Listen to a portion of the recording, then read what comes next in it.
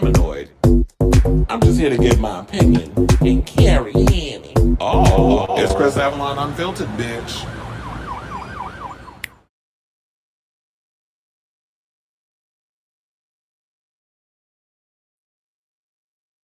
Y'all, what's going on? And happy Thursday. It's your boy Chris Avalon, and welcome to a brand new episode of Chris Avalon Unfiltered, a show we basically talk about all things going on in celebrity news, hot topics, pop culture. You know the deal. So that's a show for you. Definitely stick around because we got a lot of tea to spill today, including this breaking news that came out late yesterday regarding Scarlett Johansson in talks to join the Batman Part 2. We'll dive into what character we think she's going to be playing and all that good stuff. Plus, there's some tea that came out about Avengers Doomsday regarding the cast being divided into 6 teams to go up against Doctor Doom. Then we also have a story going around that Doom Messiah, well, they're calling it Doom 3, it's usually Doom Messiah because that's where they're taking the book from, that they're going to be moving their original release date because Avengers Doomsday decided to move to the same day that they're releasing their movie. So we'll get into that. Plus, Ready or Not 2 dropped its trailer yesterday. We'll dive into that, my overall thoughts. Nicholas Galitzine is opening up about what his reboot of Masters of the Universe and how that would differ from previous adaptations like the movie, the cartoons, and all that good stuff.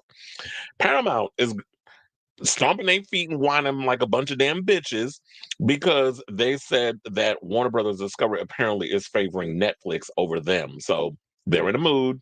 We'll break it on down. And I just, I hate always having to say I'm right about stuff, but it's funny how all this stuff is unfolding. It's kind of been, what my overall speculations were. It seem like they're coming to life. Rolling Stone got dragged for their movie of the year list because they did not include Sinners at all on the list. So we'll get into that. Quentin Tarantino got dragged for calling Paul Dano weak sauce. He said a whole bunch of other stuff, but there were some celebrities as well as people on social media that came to his defense. And we'll get into that story. Plus, we got to talk about Ray J calling out Jay-Z and Beyonce for not taking pictures with Brandy because they've been popping up at the Boys Mind tour, and they kind of been paying Brandy dust, according to him. So we'll get into that. BD Wong out here proving that he a damn racist with his half-ass apology when he was over here talking about there was a viral video or something or another that went around regarding a black guy. We'll get into the story, but his apology, people's calling cap on it. So we'll talk about that. Plus, we got to talk about this OF Twunk white skin. I know y'all probably, if y'all haven't been paying attention, this guy went viral. He painted himself green, was butt naked in the chair, singing Defying Gravity with his booty hole all out, and it's gone viral. And people have thoughts. And you know me being as messy as I am, I got thoughts too. So we got to talk about that.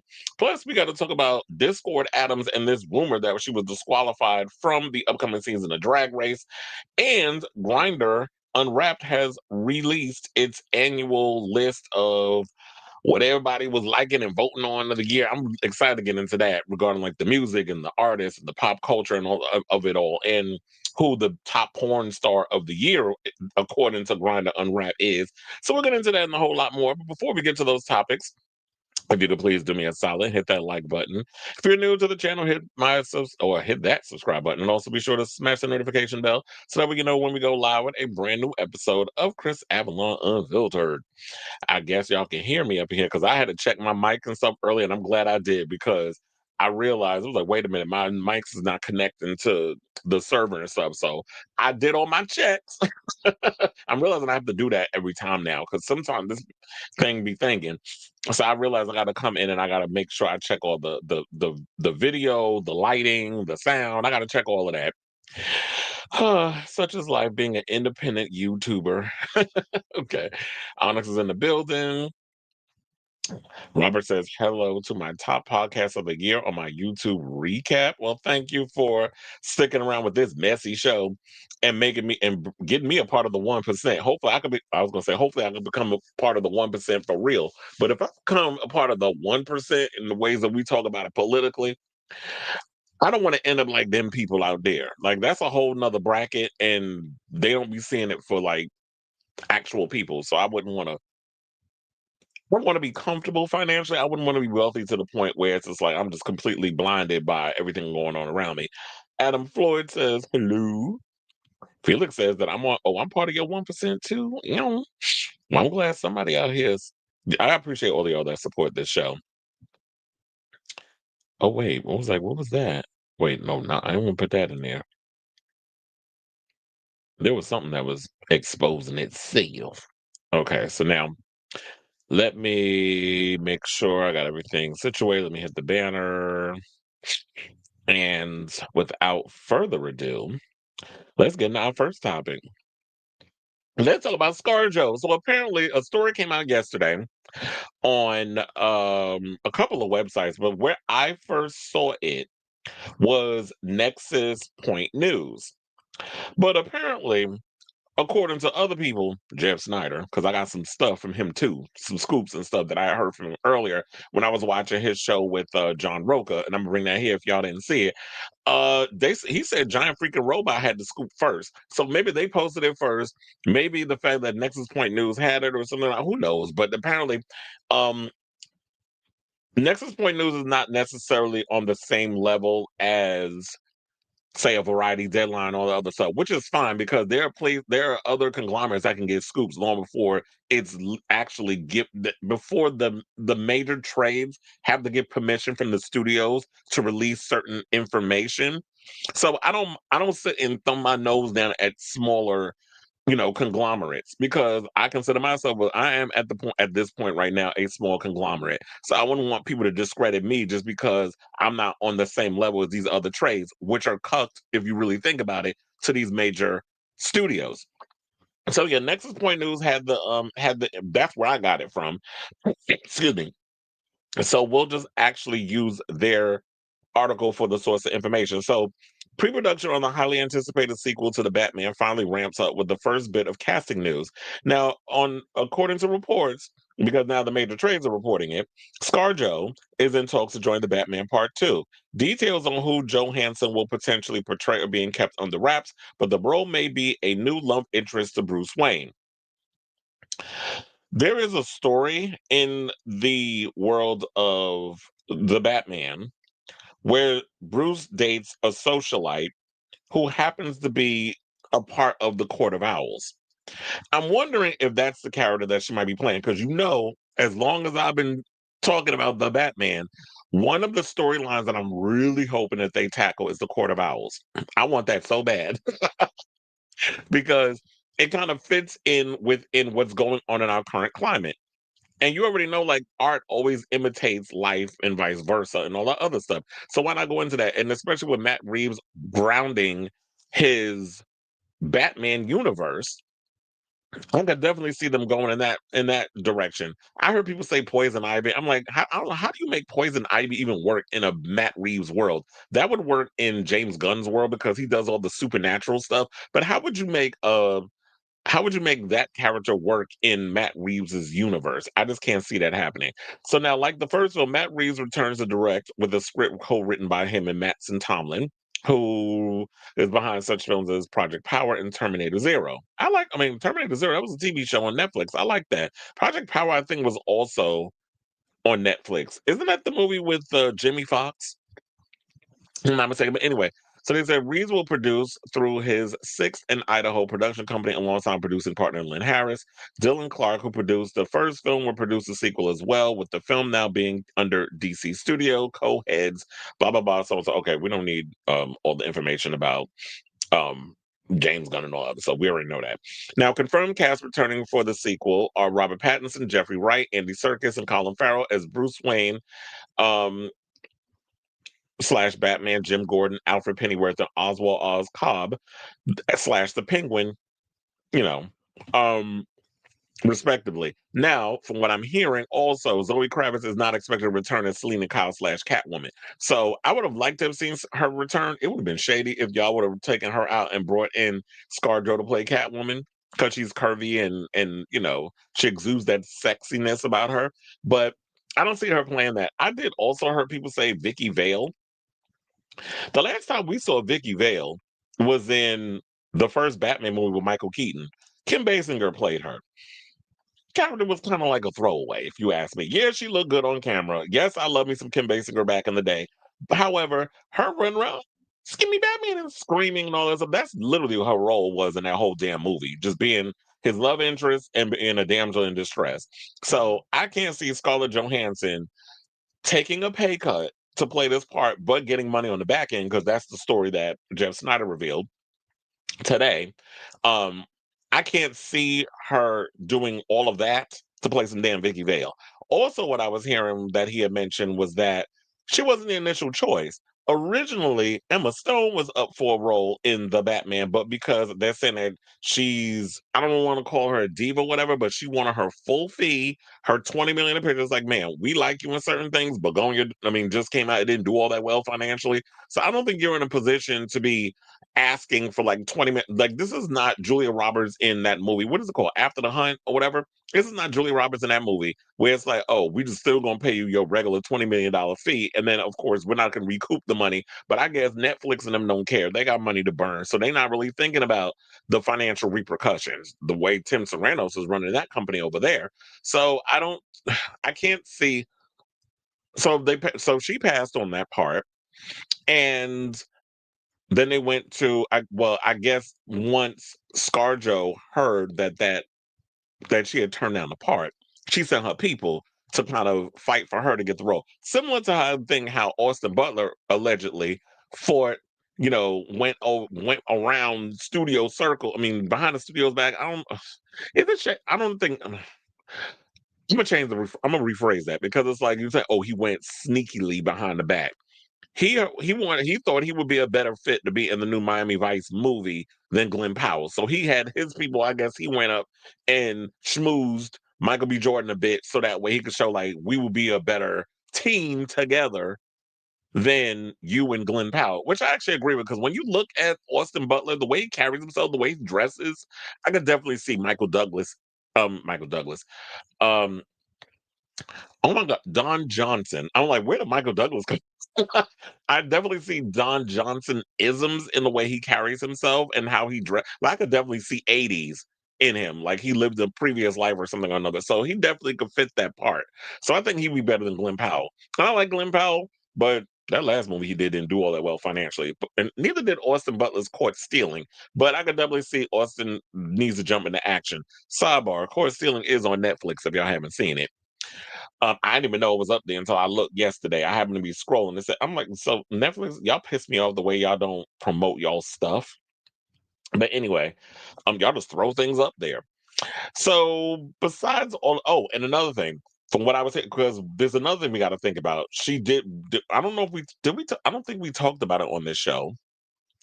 But ScarJo also signed up to star in the new Mike Flanagan Exorcist movie. With that happening,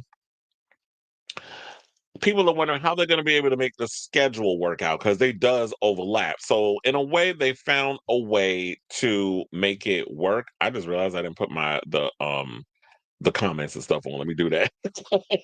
um, how they gonna make it work? I guess they found a way to make it work. And another thing too, they said that ScarJo was not even the first choice to go for the role in The Exorcist.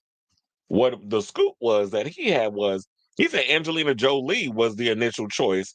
They were courting her to be in this Exorcist reboot. Been a good choice. I would like to have seen Angelina do horror. Has she ever done horror?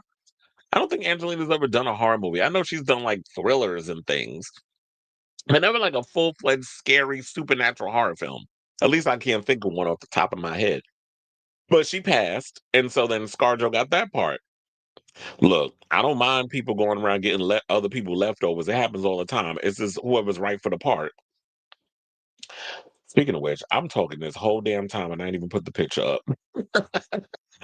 Anyway, so with all that being said, now we can get into the possibility of like, okay, so who could she possibly be playing? So, a couple of the names they have: Poison Ivy, who debuted in Batman issue 181 in 1966, and was created by Robert Kanigher, Carmine Infantino, and Sheldon Moldoff. Ivy is a former botanist turned superpowered eco-terrorist. Over the years, she's been portrayed by a variety of actresses in several forms of media. Well, the only one that I can think of that played her was Uma Thurman, because that's the only one I think that I've seen play her on the big screen. But like I said, if she's a botanist turned superpower terrorist, I guess she could probably find a way to use plants and like a bioengineering. She could be like a bioengineer type of terrorist or something. No, they could have figured out how to make that work in a lore without actually having her have superpowers. They could change up the lore in a way, I guess, to make it grounded in reality. I don't know how they would do that, but they'd have to figure that part out. But I don't think that's who she's playing. They also mentioned Vicky Vale, who debuted in Batman issue 49 in 1948 and was created by Bill Finger, Bob Kane, and Lou Schwartz. Vicky is a reporter for the Gotham Gazette and an occasional love interest to Bruce. Vale has been portrayed by Jane Addams and Kim Basinger in Batman and Robin 1949 and Batman 1989, respectively. Yeah, I don't think she's playing her because I don't think they would just ScarJo would just want to be reduced to some reporter that's trying to get scoop from Batman, and then occasionally y'all see them in the bed together trading, information. I don't see that as possibly happening. Then they brought up Julie Madison, who debuted in Detective Comics issue 31 in 1939. It was created by Gardner Fox, Bob Kane, and Sheldon Moldoff. Madison is often depicted as a socialite actress. This is who I've been talking about. Basically, is that I think that that's who she might be playing. The one that makes it sound more reasonable. I could definitely see her playing Julie Madison, or she could be playing Phantasm.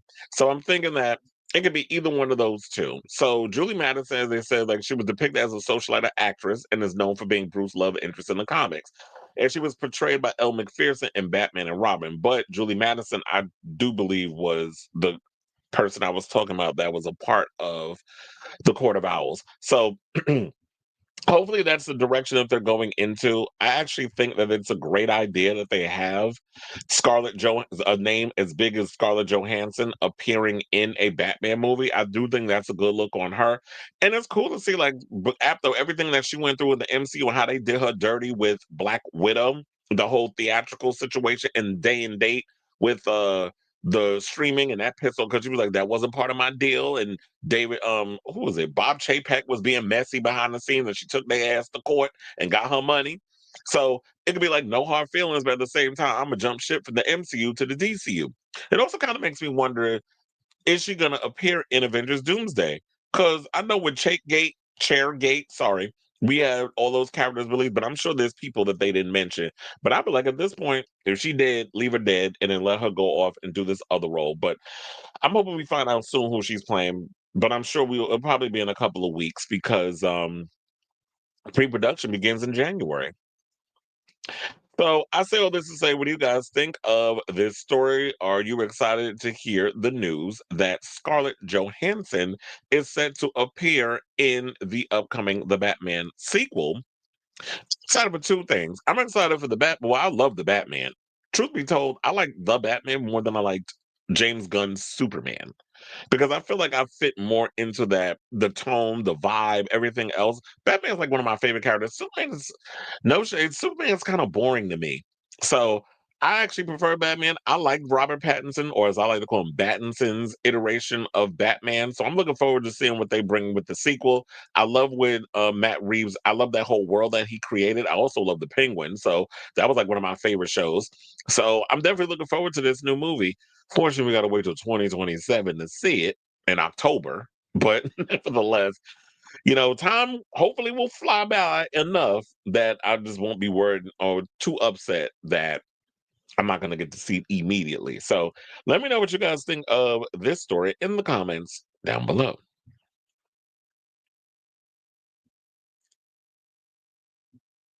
Okay,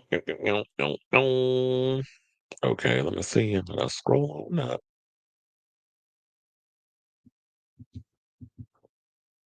Sean King 9K says, "Hi. Hello, hello." Felix said, "Did you see what I sent you about the robot dogs?" Yeah, I saw that. I was scrolling on, what was it? I saw it on TMZ. I saw that foolishness. I said, and I posted in the comments, accurate, with the robot dogs that with faces of billionaires. I'm sure it's an exhibit for this year's Art Basel. I think it's spot on. Daniel Barrett says, "Happy Thursday." And Zach Kreger going to Paramount to make his DC Dream movie. Yeah, I did hear that they were really trying to pull snake moves behind the scenes where one of the guys that works at Paramount trying to poach Zach Kreger and all this other stuff. And um it's crazy over there. But we'll get into that story regarding Paramount or the Ellisons throwing a temper tantrum because it don't look like they're gonna get what they want to get with this studio. I keep telling them, focus on Paramount Plus. We already see the right wing bullshit they're already doing over there. We'll get into that. You were my most watched YouTuber this year. I was in the top 1%, 0.1% of your viewers, and I watched 600. Jesus, talk about dedication. 673 of your videos. I don't know how that's possible, but that's what the YouTube I'm like, I was like, wait a minute, I put out 607. Well, actually, if I look at my channel, it says I did over 1,000 videos. So I do a lot. My top three categories this year were pop culture, gaming, and music. Isn't that mostly everybody's? Well, it was be like some people's would be like pop sports, pop culture, music, gaming, all that stuff. Hey, hey, hey.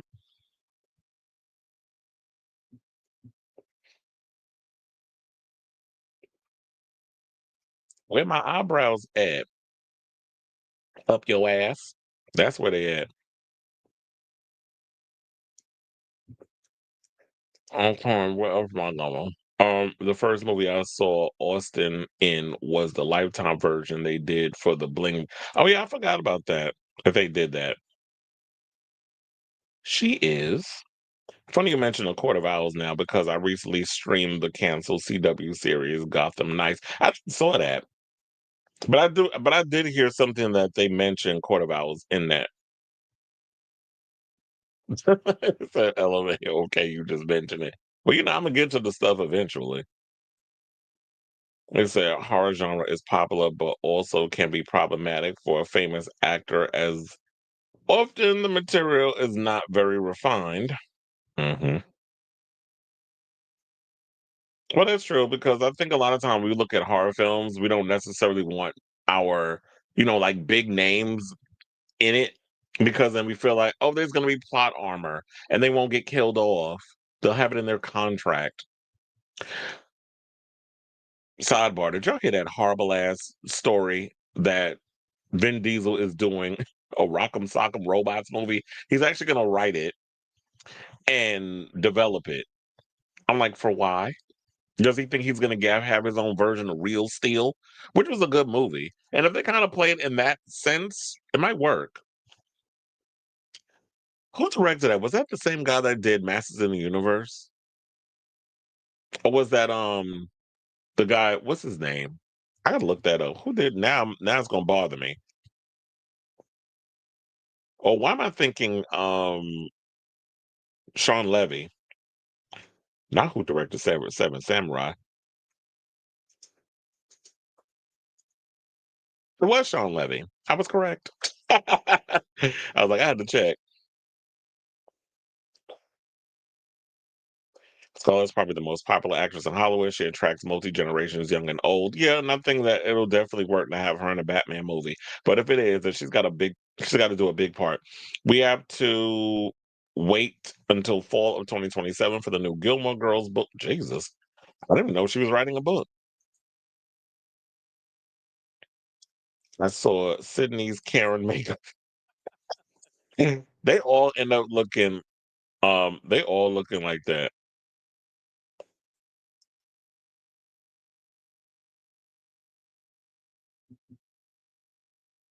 Other man, dictator of discipline. Who the hell is that? It was that I want to sarcastically apologize to Facebook Janet stands for their PTSD, but we don't lie about us. Oh, we're not getting into that conversation because that was quite entertaining with the whole Janet situation. But I was like, mm-mm. It's one that he's written before. He's written some scripts, but nothing y'all ever heard of. But we'll see how that works.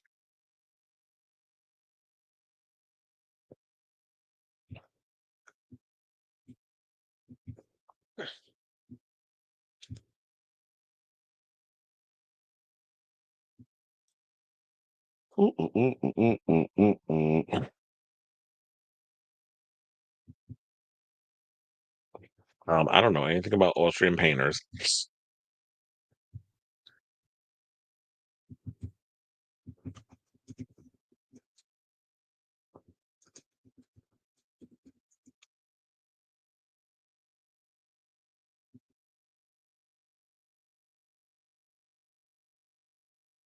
I was like, let me look that. What is Brother Man, dictator of discipline?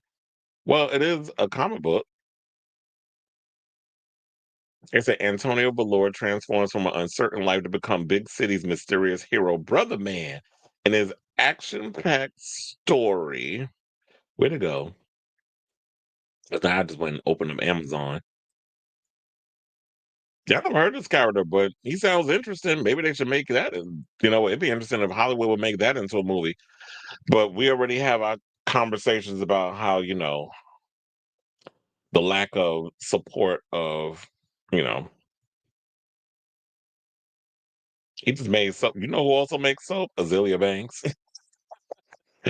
Anyway, okay, let's get back into the rest of the hot topics, and let's talk about Avengers Doomsday, where there was a video that I think it was in Italy or something or another, where they were talking about that. Well, they basically revealed like the movie stat cast and basically said that the cast will be divided into 6 teams. So the first trailer for Avengers Doomsday is going to be coming out in a couple of weeks. From what the rumor is, I don't know if it's necessarily been confirmed, so that's why I'm calling it a rumor. It's supposed to be showing before Avatar, which is getting mixed reviews. I'm not surprised because I've never really gotten into Avatar. I just feel like visually it looks all great and everything, but after that, it's just those movies feel a little empty to me once you get past all the razzle dazzle and the spectacle. But anyway, so it's supposed to be showing before that. Also, they're supposed to be showing a 6 minute thing about the Odyssey, which I'm actually looking forward to seeing with the new Christopher Nolan movie. And so they said that and a potentially major reveal has come our way from a recent Disney event in Italy. Shout out to comic book movie for this story, by the way.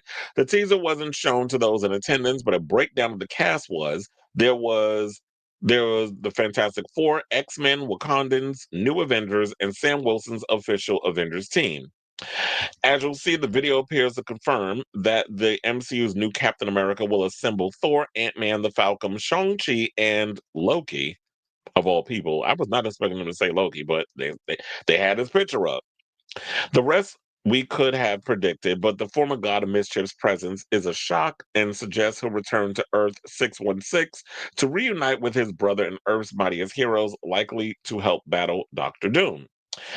When we last saw Loki, he was trapped in the remains of the Citadel at the end of time, powering the multiverse. However, as incursions lay waste to an already dying multiverse, he'll likely be freed and could bring the Avengers and TVA together for one final stand against Doom. Um, what was also shocking was that Shuri doesn't appear to be a member of Sam's Avengers, but given her status as Wakanda's protector, perhaps it was to be expected. T'Challa also never fully officially joined the team. Regardless, all these characters are expected to cross paths at some point, along with those not announced for the movie. Um, I didn't know that, but I was sincere in my conviction that I thought it was the end. Laughs. Wasn't lying to you, I promise, Tom Hiddleston previously said when questioned about his comments that Loki season 2 might be the end of the line for him. I didn't know what the plan was. I'm trying to think how long I've known. It's very exciting. The actor was pushed on whether he's happy with what's in store for Loki as the villain turned hero's journey continues. And after a pause, replied, "Yes, I do know some things. It's an extraordinary privilege to still be on the team, and there was more stories to tell. I feel like the character had grown as I've grown. It's genuinely an hour to still be in the squad." Funny enough, I saw, and who I was thinking about was what's the what's his name? The one that plays Cyclops in X-Men. I saw him at the Knicks game, and I wanted to ask him so bad about Avengers Doomsday because he's in it. But I was like, I might get in trouble. Now, in related MCU news, the Insider also said that he believes Marvel Studios' Blade reboot is dead. The comment appears to be largely speculative, but it should be interesting to see whether the Daywalker ends up appearing in one of the upcoming Avengers movies to perhaps set up something like the Midnight Suns. Well, we need Blade. We need the. I don't know which way they should do it. It should it be a Blade movie or Midnight Suns, or should it be in reverse, where we have Midnight Suns and then we have Blade make an appearance, and that's like a prelude to we're gonna launch the official Blade solo situation. I don't know where they're planning on going with that. I'm assuming that with Avengers Doomsday, that the plan is to set off this universe of like supernatural beings, like vampires and stuff. I could have sworn they. Well, I thought they could have possibly tried to do that with Multiverse of Madness. They didn't go there with that, but you know, maybe that was the plan. I don't know. They changed some stuff, but it would have been cooler if they would have did it like that. But now I guess they'll probably have to use whatever's going on now with Doctor Doom and all that stuff as a way to introduce us to different types of superheroes, mutants, vampires, all those things. Hopefully it works out that way. Um, I hope Blade's not dead, but do I think Mahershala Ali is going to be replaced? Possibly, because he's 51. And you already know, like, I don't mind if you cast somebody who's of an older age to play a superhero. Mahershala Ali don't look what people would assume 51 looks like. But I understand like all the physicality and all the stunts and all this stuff because I remember I just saw a recent interview with Lawrence Fishburne. He was talking about his time on The Matrix. I don't think he was 51 when he played Morpheus, but he was talking about how much pain his body was in when he was learning and training and stuff for a lot of the action sequences. You had to do the wire stuff, you got to do the martial arts training. You spend more, if you've ever done like martial arts type stuff, you spend more time stretching than the actual like the jabs and learning the blocking and all that stuff. So I can totally understand, like, yeah, you may look young on the outside, but your bones and your body parts feel way different once you start having to do all that physical stuff. Trust and believe, because I'm nowhere near 50, and I be feeling the pains after I be doing my workouts and stuff at the gym. So it'd be I'd be so annoyed with Kevin Feige because he made that announcement about a Blade movie. We've been waiting like damn near a decade for the movie to get made. They keep changing things up. They were ready to go, then they stopped. They were a revolving door with all these other people. It's unfortunate, but I hope they work it out. And if they do, they might have to go younger. And I'm hoping that we also find out who's going to be the new T'Challa. I don't think we'll probably find out in this movie, the Avengers movies, but I'm hoping that they can finagle some of that up in there. But anyway, so the pictures, because the pictures that I saw from I even thought like, should I even pull that? You know what? I'll pull that up for y'all so y'all can see it. Hold on a second. So y'all can see some of the screenshots. It's like now I gotta make this was not planned. I should have thought about this earlier, but I didn't.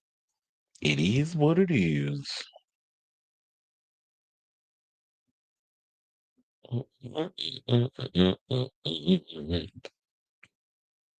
Okay, so you see, that's the first picture where you see the Russo brothers and Robert Downey Jr. Then we have, of course, the Fantastic Four: Pedro Pascal, Vanessa Kirby, Joseph Quinn, and Eben Moss Bacharach. Then we have the Wakandans: Letitia Wright, Winston Duke, and Tenoch Huerta. I hope they will add a lot more people. So I'm sure we'll get the Dora Milaje up in there as well. Um, then we have, I believe, if I'm not mistaken, because now I got to check the notes.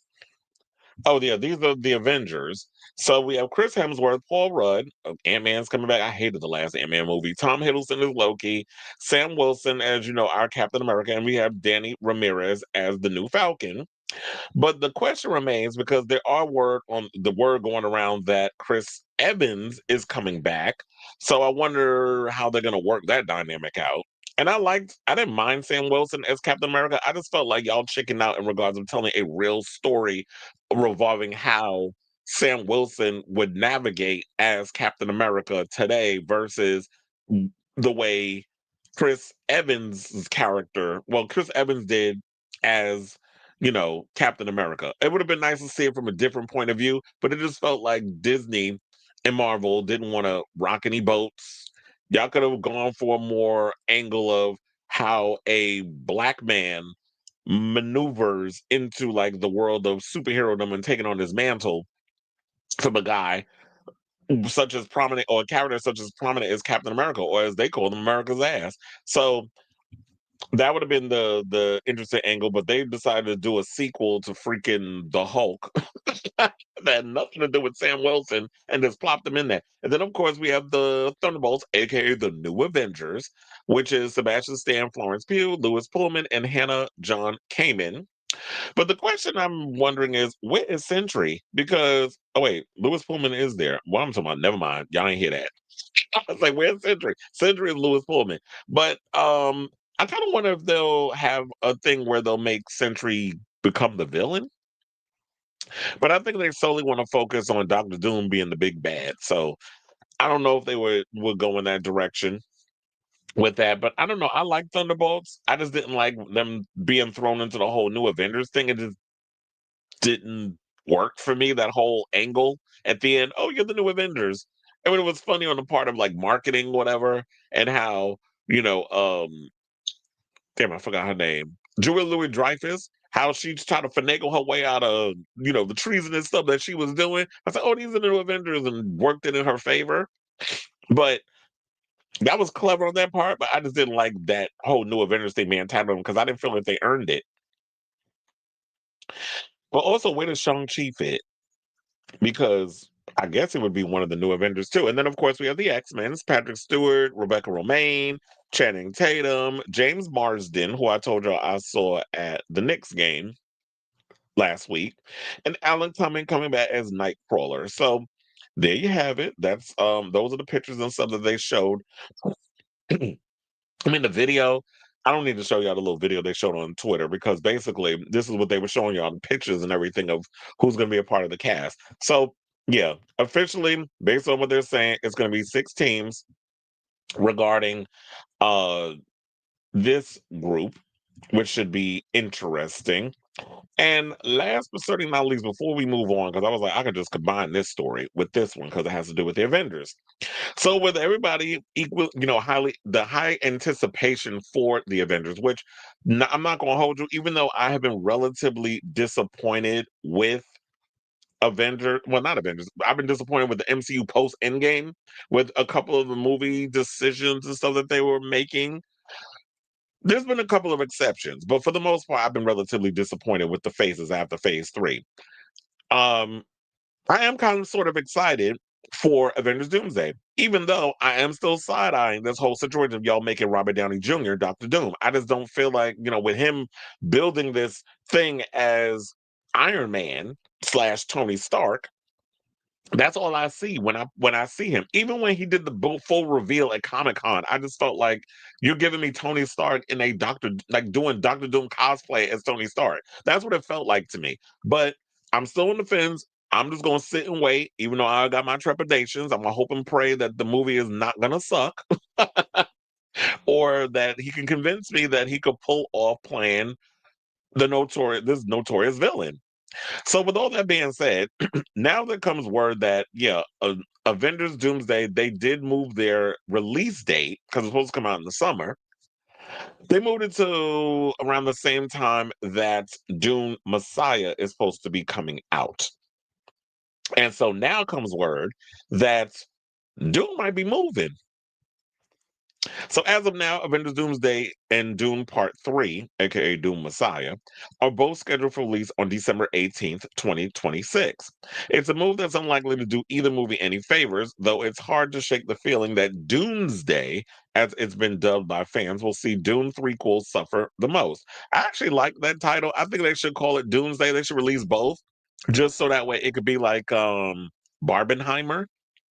But I do agree that if they both come out at the same time, that's not gonna do either movie any favors because, to be honest, a movie like Avengers, a movie like Dune needs to be seen in IMAX and Dolby. And if you have two of those movies trying to fight for screen time in both of those type of theaters, it's not gonna work. Somebody's got to give. But at the same time, Avengers, y'all was shady for this, but y'all know what y'all was doing. Y'all decided to move it. Doom was there first. And you go, just infiltrating the situation. So, of course, Marvel Studios has no intention of backing down, and based on a World of Real report, Denis Villeneuve's movie may end up arriving in theaters sooner than expected. Now, Doom Part 3 wrapped shooting last month, giving it close to 10 months of complete post production. That makes a shift to October or November perfectly plausible, and the site has uncovered further evidence to suggest that might be the case. They point out a recent interview with Venice Film Festival artistic director Alberto Barbera, in which he said the next Doom movie could be a possibility for next September's event. I know a lot of people looking at October, November because um, that's usually around the time when they would release the movie. But September doesn't seem bad. I think September will be a cool thing because first of all, summer's winding down. Everybody knows August is like kind of where you I was gonna say where you dump your movies that you don't think is gonna do all that well. But then again, these days, it's hard to kind of pinpoint a month because back in the day, it used to be August would be the month where you would dump your movies. January or February, January and February would be the month where you would just dump all the movies that you didn't think was gonna do all that great. And then March and would kind of be the month where you would launch your mid blockbuster films before we get to the big summer blockbusters. But now the times have changed. Like you could release a movie any time of the month, and well, January is still kind of like a month where you could dump your crappy movies. But February is usually like a lot of good movies come out in February. So the times have changed. So they said, as the report, which is mostly speculative, points out, if Dune 3 were released in December, odds that it wouldn't be premiering at Venice, which takes place during the first and second week of September. However, an October and November release date, a splash on the Lido seems much more plausible. Damn, I wish I would have had like a list or whatever, like, okay, so what comes out what movies come out? Let me see if I could even find something. What movies come out in October 2026? Wait, I said movies. Okay, so we have October 2nd is Verify United. That's the Alejandro Inarritu film. Then we have The Legend of Aang, The Last Airbender, The Social Reckoning, and Other Mommy. And that's on October 9th. So October 2nd basically is verify and okay, now I can read it correct. Apparently I'm reading like I just learned how to read yesterday. Verify and an untitled Alejandro Inarritu film is coming out on October 2nd. On October 9th, The Legend of Aang, The Last Airbender is coming out. The Social Reckoning, which is the sequel to The Social Network, and then some movie called The Other Mommy. The Social Reckoning, like The Social Network, I might want to see that film. The Legend of Aang, The Last Airbender, I need to know what that looks like before well, anime tends to do fairly well. So I don't know if they want to release their movie then. October 16th has Street Fighter and Whalefall. Street Fighter, I don't know. I need to see a trailer for that. I mean, I've heard all the people that's in it, but I need to see a trailer to even know if it's good or if it's going to be as bad as that Jean Claude Van Damme one. The only time they have, and then on October 23rd, we have Remain, and October 30th, we have Shaun the Sheep, and then The Beast of Mossy Bottom. So to look at it, for me, looking at it from a perspective, I think y'all either need to go with October 23rd with Remain. I don't know what that is, or October 30th, Shaun the Sheep, the Beast of Mossy Bottom. What the hell is Shaun the Sheep? Is that kids? Is it a kids thing? So you probably finagle something in October. Let me see what's in November. I think October would be better. Okay, so we have um Dr. Seuss, The Cat in the Hat. Well, you might have trouble with that one. Then we have The Hunger Games, Sunrise of the Reaping, which I like The Hunger Games, even though don't even get me started with Quentin Tarantino going on that film, calling that a ripoff of Battle Royale, which in so many ways I'm kind of said is kind of true because I've been saying that before when that movie first came out. If I saw Battle Royale when it was illegal, you couldn't even get that movie nowhere. But I was able to get an illegal copy and watch it. Now it's not so controversial anymore. It's on like you can watch that on streaming service. I think Prime Video has it. Fokker and Law, which is the movie, the sequel to Meet the Fockers and all that stuff, and Ariana Grande's in that one. Then we have Narnia, the Magicians. Never, I'm looking at November might be hard. I say release it in October because we have Fokker and Law, and we got Narnia, the Magician's Nephew, which is the movie that Greta Gerwig directed that was supposed to go straight to Netflix or whatever, and that was getting a theatrical release. Then they got a thriller called Archangel from Sony Pictures. Ebenezer, A Christmas Carol. How many times can y'all remake that story? But they're coming out with that. Then we have in limited release, Unexpected Christmas. Then we have Pears. I don't even know what the hell that is. It's a drama from Strand Releasing. Don't Strand usually do homosexual movies?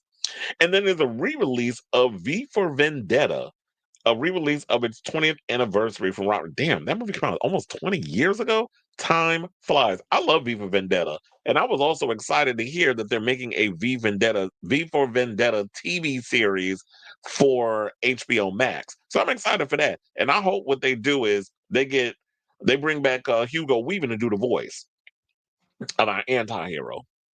So I'm actually excited for that. So yeah, I wanted to put this out there because I was like, you know what? Now that I'm looking at it, releasing in October, because November you might have a lot cut out for you. And I think Doom would do fairly better in October. You could do them one of the pick one of them last 2 weeks and then have enough time to build your momentum. It's unfortunate that they're gonna have to move, but what are you gonna do?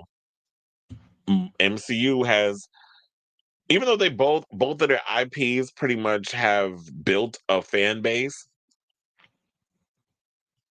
Avengers has a lot going for it. It has a built-in, fully realized audience. Like, there are gonna be men in there, women, people are gonna be bringing their kids. So older people might be going. So they're gonna hit every demographic. When you look at a Dune, it's not gonna pull in every demographic. If you're an action guy, I can see you going to see that. Or if you're a sci-fi type of guy or girl, I can see you going to see that film. But it's not going to hit all cylinders. Or if you're like a kid who likes science fiction and all this stuff, I can definitely see kids going to see it, but not to the level of like an Avengers. So I do think it's smart that they move. But anyway, with all that being said, I definitely want to hear from you. What do you guys think of this story regarding the reports that Dune Messiah is going to have to move because they're sharing the same time and weekend as Avengers Doomsday. It's unfortunate that if they do move, that we're not going to be able to use the Doomsday situation, but it is what it is. The smart thing would be for one of them to move. We already know the way Avengers is, and they know they got a lot going for them. They're not budging, especially after we see this damn trailer coming, in a couple of weeks. So let me know what you guys think of this story in the comments down below.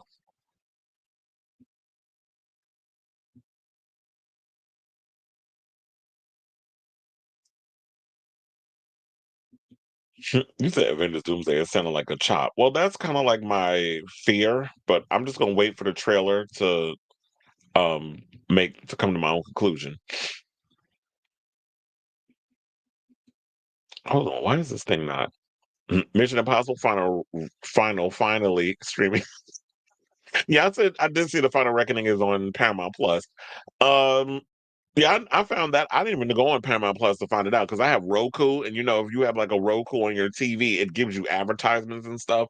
So it literally let me know on the right hand side that it's up there. I'm like, well, it's about damn time, but I knew that anyway because I had read a report. They said it was coming out on December 1st. Did you see Joseph Quinn get dragged for not knowing Stranger Things 5 drop? A viral tweet with 100K likes said, I hate when actors act like this towards shows that put them on the map. Or maybe he genuinely didn't know. Sometimes when people are busy and stuff, they ain't got time to be keeping up with when a show or whatever is going to be released. So maybe he didn't know. But then there are some people that do be acting oblivious, like, I didn't know. Like Sydney Sweeney with all that controversy surrounding her with them jeans. Oh, well, I didn't know I was busy on set acting. Bitch, you don't have access to your phone. Like, get off my line with that. I need Shuri for sure. I don't like her as Black Panther. I know she becomes Black Panther in the comics. I just don't think Letitia Wright, the way, especially she's shaped like a damn boy, um, playing a superhero. I just don't see it. The way that Ryan Coogler created it, it feels like she needs to be the Q of the Black Panther situation. So that's where I would have been with that. If anything, I would have preferred M'Baku being Black Panther. But if they decide to go in a direction making little T'Challa the new Black Panther, if you age him and and you hire Damson Idris, I'd be here for it. I have not talked about Brandy yet. I'll be getting to it. He said and Beyonce. I need his commentary.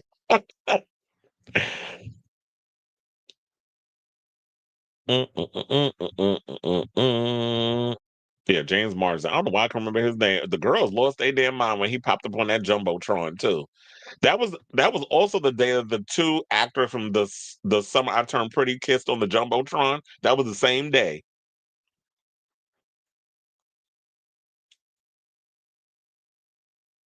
Yeah, I take my time with these topics because I got to get through all y'all damn comments. He said, "Yeah, and look, everybody was complaining. Why is Tenoch in the well? Why is Namor in the movie? Didn't he wasn't he accused of sexual assault? And then y'all didn't put John the Majors. I'm like, look, he wasn't found guilty of any of the other stuff. That's probably what the loophole is. John the Majors was found guilty for what he did. If Chris does come back, Marvel will officially be nostalgia bait. Not even 20 years after the first. I heard he's in it though. I definitely heard that Chris Evans is in the movie. Chili is the Child, I won't be watching. Danny Ramirez, he must be spreading like peanut butter real smooth if he's on. Of course, he's gonna be in the Avengers, especially after if you're gonna have Anthony Mackie in there. Of course, he's gonna be in it. He was just in that the last what was it, Falcon and then the Falcon. He is Falcon. He was just in the last Captain America movie, so of course they're gonna have him in that. I wonder if Jessica Alba will actually be at the red carpet premiere. Hopefully if their relationship lasts until December, yes, they missed an opportunity to cast a different star. Plus, The Mandalorian does well, and he don't got no face. Well, that's true. We just hear Pedro Pascal's voice. Speaking of Mandalorian and Grogu, are y'all excited to see that movie? I'm not. It literally looks like a TV show. It's weird because when you look at Stranger Things, this final season looks like it should be on a cinema. Like it should be in cinemas. Like you could watch it looks very cinematic. But then when I look at Mandalorian Grogu, it literally looks like they said they spent like 300 some odd $1 million on it. But it literally looks like TV budget type of stuff visually. Looking forward to how they spinning the story with Doctor Doom, and yeah, because well, they'll probably say he's a what is it, like a variant or something or another. We'll see if they do that. Wait, did he die? Like that's ever stopped anybody, right? Just like Samara Weaving and Ready or Not too. I wasn't sure how they were going to convince me to go see it, and based on the trailer, we gonna get into that story in a second. That's the next topic. I agree. I would have loved to have seen Hugo Weaving as Doctor Doom. Look, the last one, child. I hate tariffs. It cost me 16.24 to get Kylie's 20. Jesus. Well, you know what? When we got a shitty damn president, like you said, her website is a limited pressing of 3K, and she makes all the money. Well, yeah, because she's independent.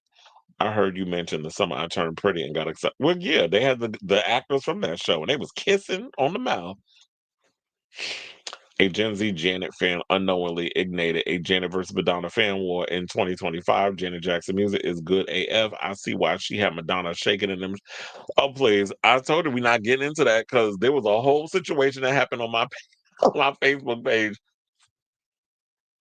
regarding this Janet Jackson post that I put up. I'm like, damn, should I bring it up? Now I got to look for it. And one of the people in the comments that left like this long post, he was like, "Oh, they gonna eat me." I said, "What we do, me versus other people. The difference between me and other people. I within reason respect people's differences of opinion. If you feel a way about a certain celebrity and you have whatever the case on the situation, then come with the receipts and I'll read it and listen to it and have my opinion. I'm not one of those like I said what I said and I ain't changing it. F your like I hate when people are like that. If you're not willing to open up your mind and listen and learn about things, then it's a chop for me. Uh, but I be posting so much stuff on my social freaking media that when I need to finally find something, I can't find it. Excuse me. Okay, I did find it. So, somebody posted this, but it was like wait, actually, let me actually show y'all it. I can mirror it here. I was like, why do all that? As long as nothing inappropriate pops up on the screen. So yeah, it was this picture. Wait, I got to take this out. It was this picture right here. So it was a picture of Madonna in the center, and you have Lady Gaga, Miley Cyrus, Shakira, Mariah, Britney, Beyonce, Katy Perry. Some people say, "Why is Katy Perry there?" Lana Del Rey, Christina, and you got Kylie and Janet on her lap. And so my comment basically was, in what multiverse is the post even remotely true? By the time, well, what they said was, you must be out of your damn mind if you ever think Janet would bow and kneel to Madonna, who started her music career before Madonna. So I said, in what multiverse is this post even remotely true? By the time Janet took control, and I put, of course, intentionally control in capitals, because her career didn't pop until her third album. It maybe have been true that she had a record deal before Madonna and was making music before Madonna, but your career didn't take off until that third record because uh your controlling ass daddy was trying to make you make music. First of all, I think all of them, like they was all like the father. The problem with them was like they all wanted all them Jacksons to sound like Michael. You should just let Michael be Michael. And I like the fact that Janet was like, you know what? I want to be me. I want to do what I want to do with my career. And that's why I like the fact that she's been able to differentiate herself, which this might be blasphemous to say, but I don't give a good goddamn. I actually prefer Janet's music over Michael's. Michael's had some good songs. I like some of the songs stuff off the wall and Thriller and Bad and Dangerous and all that other stuff. But to be honest, I think I've preferred Janet's music because it was, to me, it was just more nuanced. She gave us a lot more in regards of reinventing herself creatively and musically and artistically. After a while, Michael started giving us that same old over and over. The only thing that was evolving was his complexion. So, so then I went on and said that by the time Janet took control of her music career from her father with her third album, Madonna was an established artist. Some of you janitors, because that's what some of y'all shady people be calling, so I intentionally put that in there because I'm messy. So one person put Janet and Kylie heads on her lap, disturbing. My friend Joey said, "Is that Katy Perry? Why is she there?" But Vincent Bernard said something, and I was like, you know what? I actually agree with you on this. He said, okay, I have a long and winded, well, I think he meant long-winded theory about all of this, and I must share it since you are a pop culture person in the book of faces, and we see eye to eye in most things pop culture. It's long, but stick with it for the sake of control. Context, since all of her, wait, what? Since all of here have lived the 80s and 90s, you remember it fondly. I think it meant for those who lived the 80s and 90s, you remember it fondly.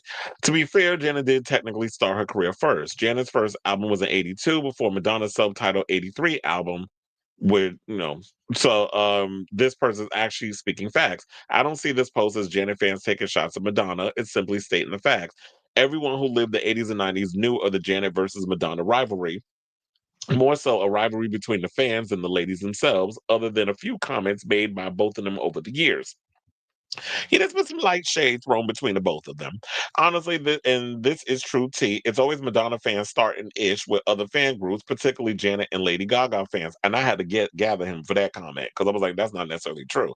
There's some of y'all out here that do troll, but for me, I don't be doing that with the instigating or starting acting like this artist is better than everybody, and anybody who tries to surpass this artist is a problem. I don't get into stand groups type stuff like that.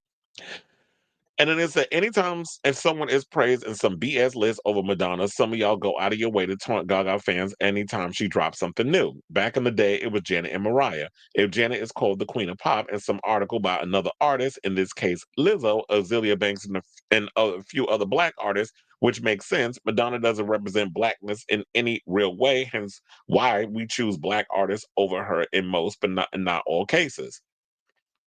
Madonna fans will come from all corners of the earth to refute that claim, most almost always citing Madonna record sales as if record sales alone dictated an artist's greatness or great musical output, etc. Well, I bring up a lot more when I'm talking about it in regards to that. I don't just go with sales because that's what pisses me off too. I don't like when people go, "Oh well, this movie made $1 billion." Okay, so what that got to do with the price of tea in China? Just because it made $1 billion don't make it a great film. Art is subjective. So it's the same thing with music. I don't always think that, oh, because someone sold $400 million, 400 million copies worldwide versus this artist doing 50 million, that your music is better because you have a bigger reach. Now, MJ sold more records, Prince, both live and I think he meant sold more records over Prince, both alive and dead, and no one ever says MJ is a better artist than Prince. Well, we don't know that because Prince played every damn instrument. Though both artists have their loyal fan bases. I feel the same about Madonna and Janet. Madonna has sold more records than Janet. She has outpaced her there. I blame the Super Bowl for the widening gap in their legacies, and I'll fight anyone over. Well, no, there's also it was misogyny and racism that had to do with that because Justin Timberlake got off scot free, and Janet Jackson had to suffer at the hands of that. So yeah, because she was a black woman who had her titty pulled out by a white boy, she had to get a bulk of the wrath. And they had to do with that old nasty ass Leslie Moonves, which I'm glad he's suffering the way he's suffering today with his career. He got the chop because of what a lot of the stuff he was doing behind the scenes. Um, they said that Madonna fans think that it makes her better. Well, I don't. But I understand he's speaking in general. He's not speaking to me. Now, as a fan of both women, but as a diehard Janet fan, you could never ever convince me Madonna is a superior artist, not based on pure record sales, not musically, not creatively. Well, everybody likes what they like, and that's what it is. But child, this is a little too long. I ain't got time to read all that. So, of course, I had to go in and he said, and in a follow-up, he said, Chris, you always starting shit, but I love that you keep me immersed in pop culture as it continues in the 21st century. Well, I wouldn't, and I said I wouldn't be me if I didn't. It's like I know I be starting mess. There's always a method to my madness when I post things. So it's like I value different. So I said I value differences of opinion. Unlike some, I will say you got me on the timeline regarding Janet starting her music career before Madonna. But Gaga and her critters aren't exactly innocent in all of this.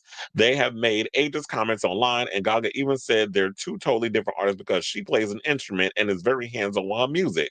Last I checked, Madonna is very controlling in the studio whenever it comes to her creative process.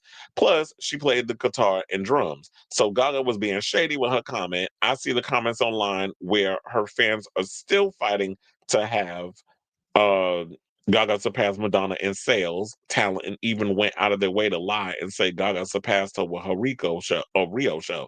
So um Vincent said what he said, and of course, being black, you're gonna side with your artist, which is fine because there have been many artists who take inspiration and then you see yourself in those artists.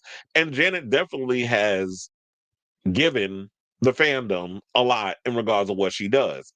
My thing with her is my only issue with Janet is that she don't evolve. She keep giving the same damn 1-2 step over and over and over again and hasn't truly evolved her career. But then again, it could be difficult for her to do all of that because of the way she was treated in the industry post that whole situation with Justin Timberlake. So, um, oh, you said, where is that? Janet's last album put me to sleep, at least with Madam X. It was an experiment. Well, I was bored. Y'all already know how I feel about Madam X. I was bored to death with that album. The Janet fan just didn't know what the pull innate by saying that. Well, I feel like if you're going being young ain't an excuse. Y'all can't just be jumping on social media saying whatever and don't think that y'all gonna get checked. Where's the Queen Cher allegedly doing a docu-series for Netflix and working on a new album? With her boo thing, you can tell they're a bunch of Zoomers because the comments include responses like ancient gays are so lucky because what do you mean you've witnessed Madonna and Janet having a mother off from 1986 to 2008? Ancient gays, your mother. I mean, 1986, I was a child. I wasn't grown in 1986. I didn't start becoming grown into the 2000s. So, um, I don't understand that whole situation. You talk about ancient gays a lot. Now, when you call them ancient, that's a read. Cause like, bitch, first of all, you better hope to get to be this damn age. Cher got her first Grammy in 1966. Madonna has to continue for about 20 years after Cher stops to snatch that crown. Well, yeah, because Cher been around for like 5 decades, almost 6 decades. I sent my reply to his comment that by the time Janet started her career, Madonna was already in high school. And the funny thing about Lizzo is that Madonna is 8 years older than Janet.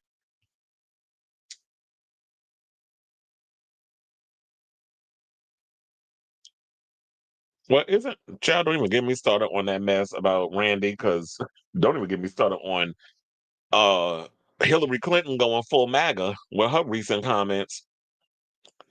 But I guess that was inevitable. Because I gotta keep telling y'all, it's like, yeah, the Republican Party under the Trumplicans, that's what they call it themselves. The Trumpublicans are way worse. But when it comes to the whole Israel situation, two sides of the same coin. What bothers me most about the OG music industry post is oh yeah, that AI was a mess though. And you said Cher is a one-hit wonder to my generation. Believe is why she's still culturally good songs. We like if I turn back time. Um Believe. Yeah, that song used to irritate my damn spirit. Trip Gypsies, Tramps, and Thieves. Half Breed. That's all I ever heard. I know some Cher songs. I'm not necessarily a big Cher fan, but I know some of the music. Speaking of which, Janet and Madonna were not in my Spotify Wrapped top five for the first time since I discovered both. Funny enough, I can't even do that list because I don't even listen to Spotify. But I feel like it was a big thing. And then one of my friends posted on social media that everybody keeps talking about y'all need to move from Spotify to Apple Music. But they said, but doesn't Apple Music aren't they? I mean, isn't Apple all about slave labor? They use slave labor to make their phones and things. So why are we encouraging people to go to Apple Music when they offer slave labor? Whereas I'm like, well, damn, at this point, it don't seem like we're gonna win anywhere we go. All the corporations are problematic. So we can't have nothing. We can't have nothing nice. I'm no ancient gay. 2008, Janet had to cancel her tour because of a headache. That was an excuse, but look at the tickets performance. It wasn't a good seller. Low tickets is why Rock With You tour, I guess you're saying, flopped. I was hesitant about seeing Janet because she's known for canceling tours, but I saw the second day of the Together Again. So yeah, I don't like all that inconsistency with the cancellations.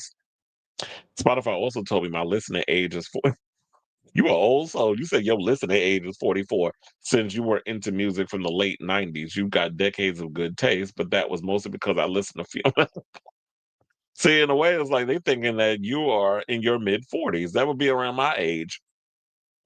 And you would think, like, oh, you that because Fiona Apple came out around that time. But you're probably somebody like me. Like when I was younger, I would listen to all different types of music, and I would always listen to older music too.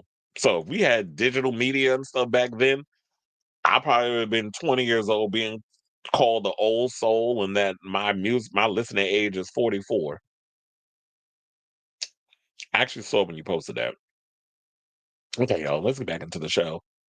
Now, speaking of Ready or Not, since that was mentioned prior by Cleveland in the comments, let's get into it. So, Ready or Not 2 premiered its trailer yesterday as they were bringing it up and all this other stuff. And I have to say, I was kind of worried, like, how were they going to make a sequel to this movie?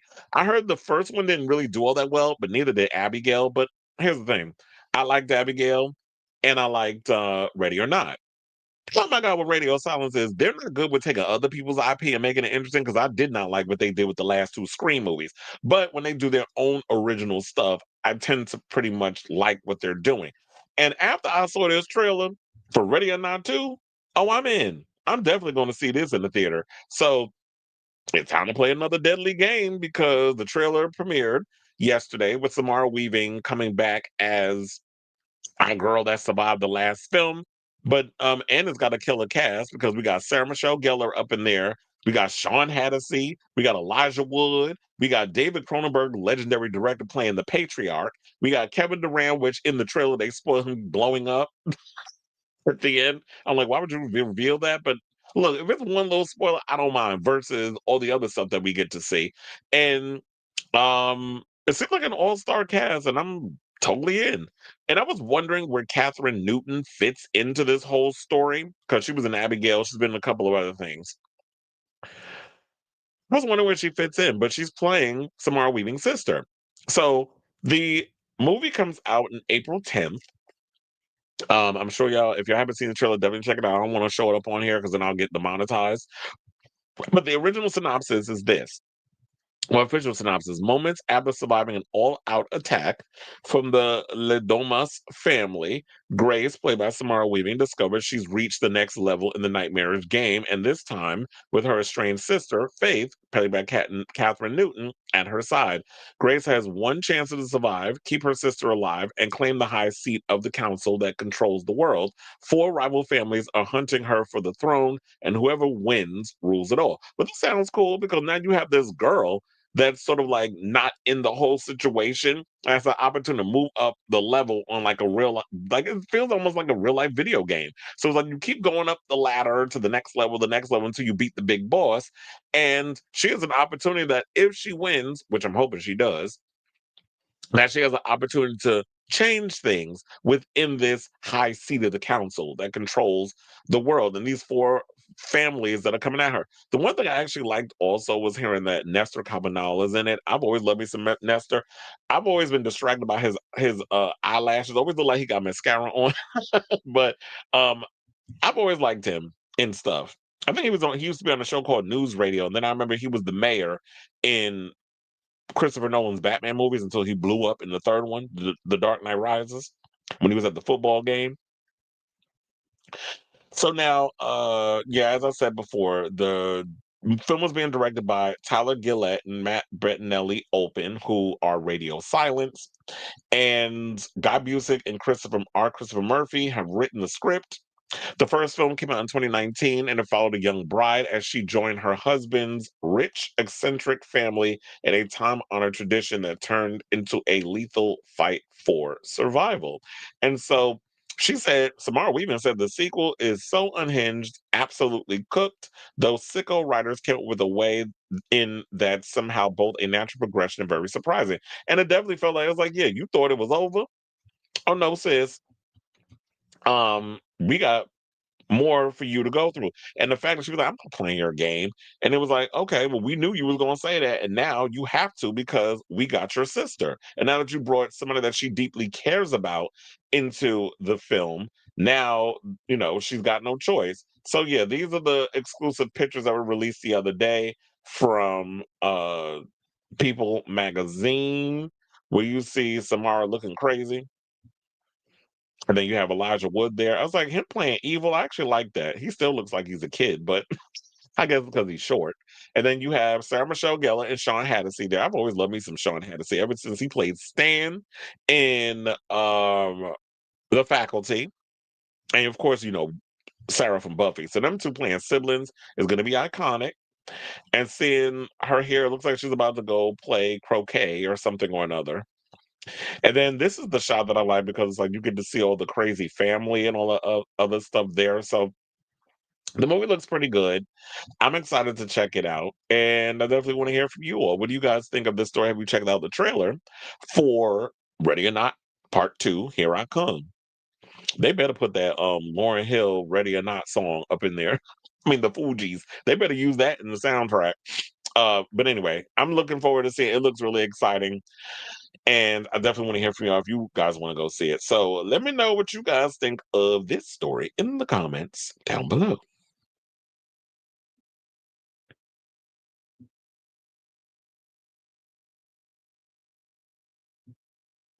Except my apologies for causing a detour and making the show 25. Look, it is what it is. I was like, you bring up a conversation, we're gonna talk about it. Ready or Not to, why they trying it.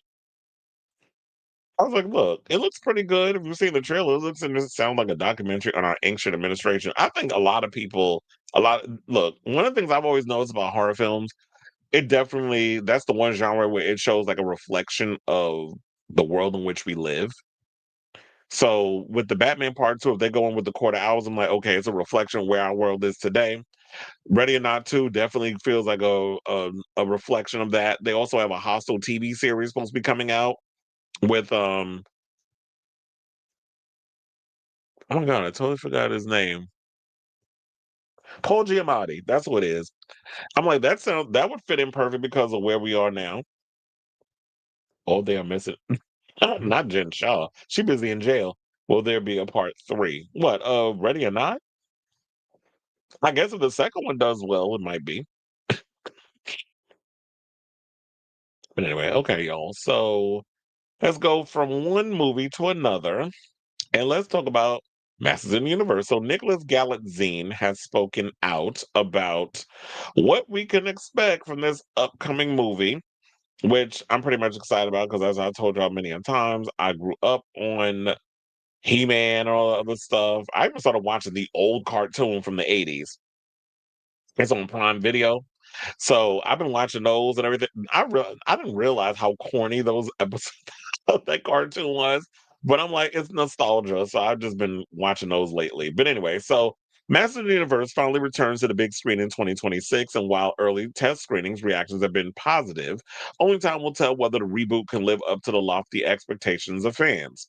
Nicholas Galitzine has been tapped to bring He-Man to life, and set photos have shown him looking suitably bulked up as the new Prince Adam of Eternia. It will be his biggest role to date and a character he'll likely keep returning to in the years ahead, provided the first installment is a hit. Now, in an interview with Screen Rant via Tornado.com, Galitzine shared new insights into what fans can expect from Masters of the Universe, teasing a fresh approach to the franchise. The idea of you, star, promised fans plenty of epic action balanced with an exploration of these characters, which is definitely something that I was hoping for, that you get the human aspect, you get to know these characters, we get to fall in love with He-Man and Tila and Man at Arms and even Skeletor. Like they all have their moments, and Evil Lynn, that is not just an action fest, that you actually care about these characters that we're watching. So he says, honestly, I knew when I got the script that it was very unlike the type of movies that kind of sit in its genre or bracket. There was something incredibly human about the story and so humorous, which are two things that I really look for as an actor. Similar to this movie, 100 Nights of Hero, there was humor and also emotionality. There's a little bit more action, I suppose, with He-Man, and he starts to laugh, but I really am extremely excited for people to see this movie and to meet Adam. And I know people were having trepidations because of some of the on-set photos, but I'm like, you can't get the feel of a movie with somebody taking a picture of them shooting a scene. Like that's not how that works. You know, they film it, they put all the bells and whistles behind it, and then when you get a trailer and the final product, then you can critique it. Not you don't critique on set photos. But people are weird. It is what it is. So now, without spoiling too much, I think there is a modernity to him that is really interesting. It feels like who he is as a person is a handshake between what traditional masculinity and femininity are, and I think it's very exciting to be able to play in that to play that in such a huge studio movie. And it's funny how some people was like, "Oh, but just say it's woke." I did see that in one of the comments. I think it was on Variety or one of the places, and I'm like, "What the hell, you shut up." I'm like, and then what my comment was to that person was like, you don't even know what woke means. And I'm tired of people using that word whenever it's anything that makes them feel uncomfortable. They want to call it woke. So what's wrong with a guy showing a balance of masculine and feminine energy? You do know that those are the things that make us up of us anyway, because it takes a man and a woman to make a baby. Here, then henceforth, when you look at a person, we all have masculine and feminine traits. Some people just choose to suppress certain parts of themselves, but to show that what I think he means in the context of saying the traditional masculinity and the handshake between what traditional femininity and masculinity are. I feel like what he means is when he refers to femininity, is just being vulnerable in those moments and not just being this guy with a muscular body that's just something for people to oogle over. That he has those moments of vulnerability and empathy and that sort of thing. So that's why I think the femininity aspect comes in that. Look at me being a deep thinker.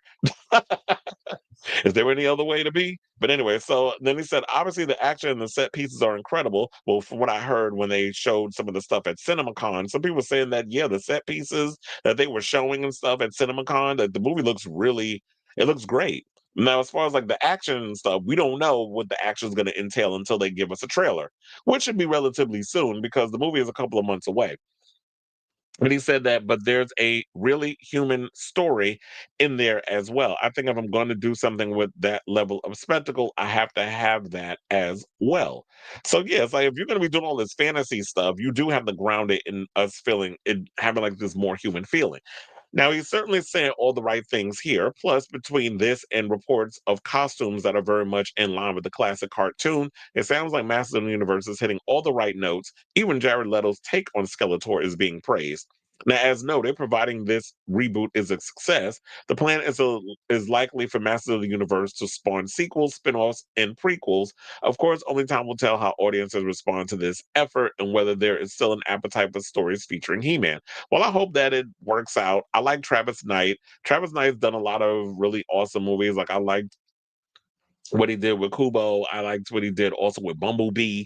So where I think like that was one of the Transformers movies that I like because it gave you a sense of that whole Transformers situation, but also there was some heart to the movie. And I think that's what he means in regards to the tone. That's like you get this silliness of like when you look at a bumblebee or whatever, but it's grounded in a way where it feels like it could fit in the world that you're being a part of. So I'm actually excited to see this film. I'm looking forward to seeing what Travis Knight brings to this. It's getting a lot of really good reviews, but at the but also as we said before, we got Nicholas Galitzine as He-Man and Jared Leto as Skeletor. Also, Alison Brie as Evelyn, Skeletor's lieutenant, Camila Mendez from Riverdale as Tila, and Idris Elba as Tila's father, man at arms, and all the other characters they have up in that. So June 5th, 2026 is when the movie's coming out. I'm looking forward to checking it out. And I'm looking forward to seeing a trailer and learning a lot more about what we can expect from one of my favorite childhood cartoons growing up as a child of the 80s and 90s. So I say all this to say, what do you guys think of this story? Are you excited even more to check out this new He-Man movie based off of this little bit of information that we just got? Whatever your thoughts are, let me know in the comments down below.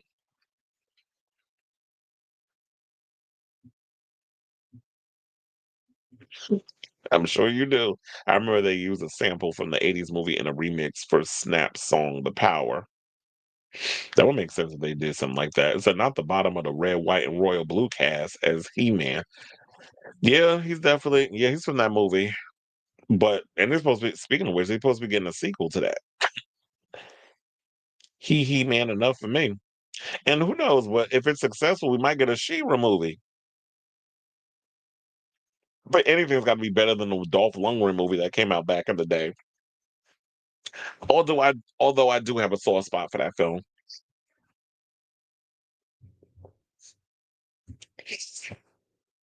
All right, y'all. So now let's get into this mess. Let's talk about this whole Paramount situation. So apparently the people over there at Paramount are stomping their feet and acting like a damn man baby.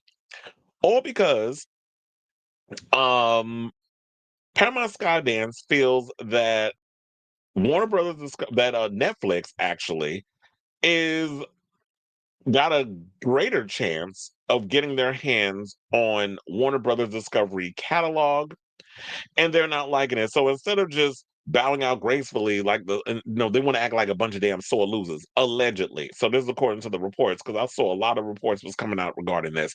But World of Real had this story, and I think also who was it that where did I see the article? The Wrap actually had the story. So, first, Fox Business's Charles Gasparino reports that Trump's DOJ antitrust chief is planning to launch a sweeping multi year investigation into Netflix dominance and alleged monopoly over streaming.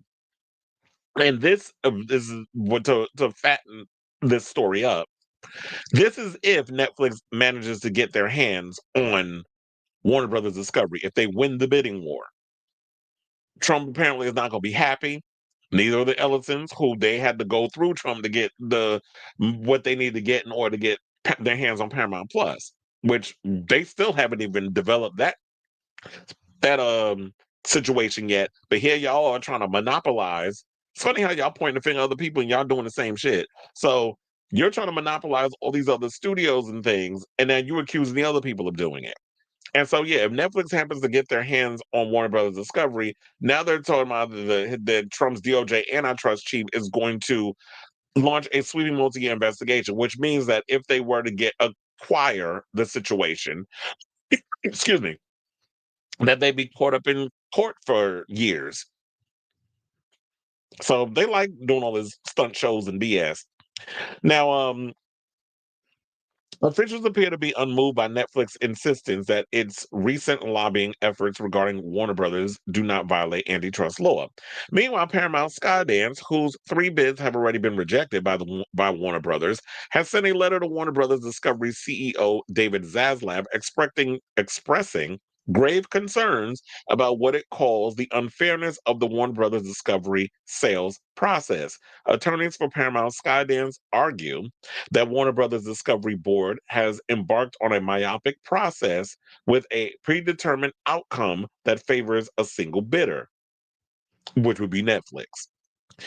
The Warner Brothers Discovery Board is currently reviewing second round bids submitted on December 1st. Paramount and Skydance seeking to acquire the entire company in all cash deal, and even went to Saudi Arabia and a bunch of other,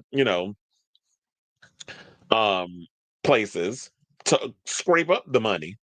Because I'm hearing that the stock over there at for Larry Ellison with Oracle is down.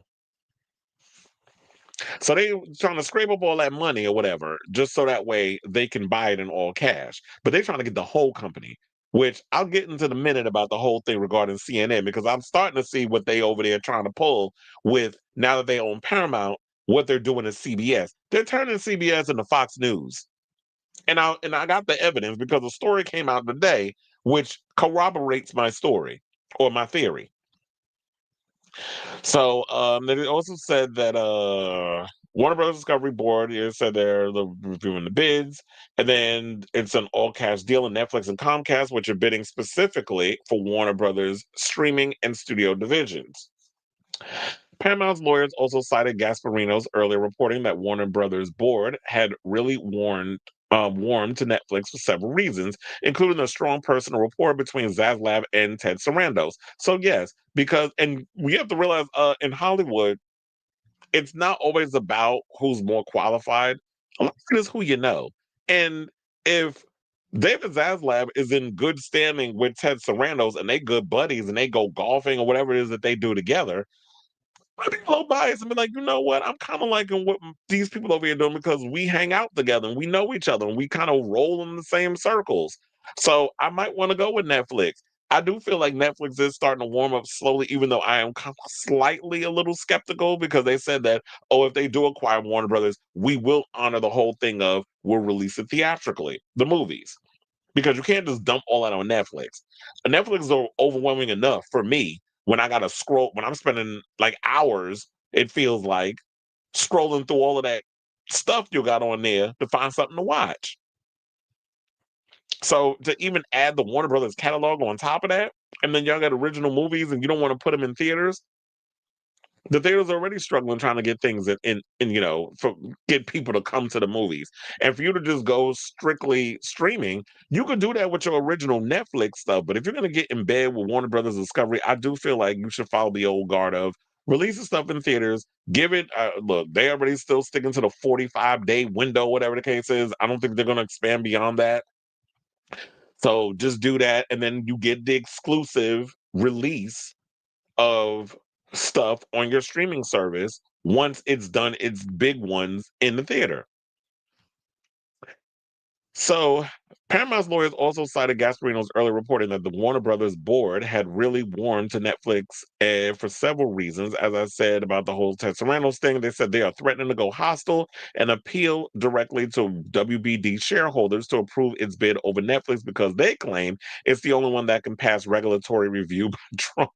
I did not tell you this all revolves around this man.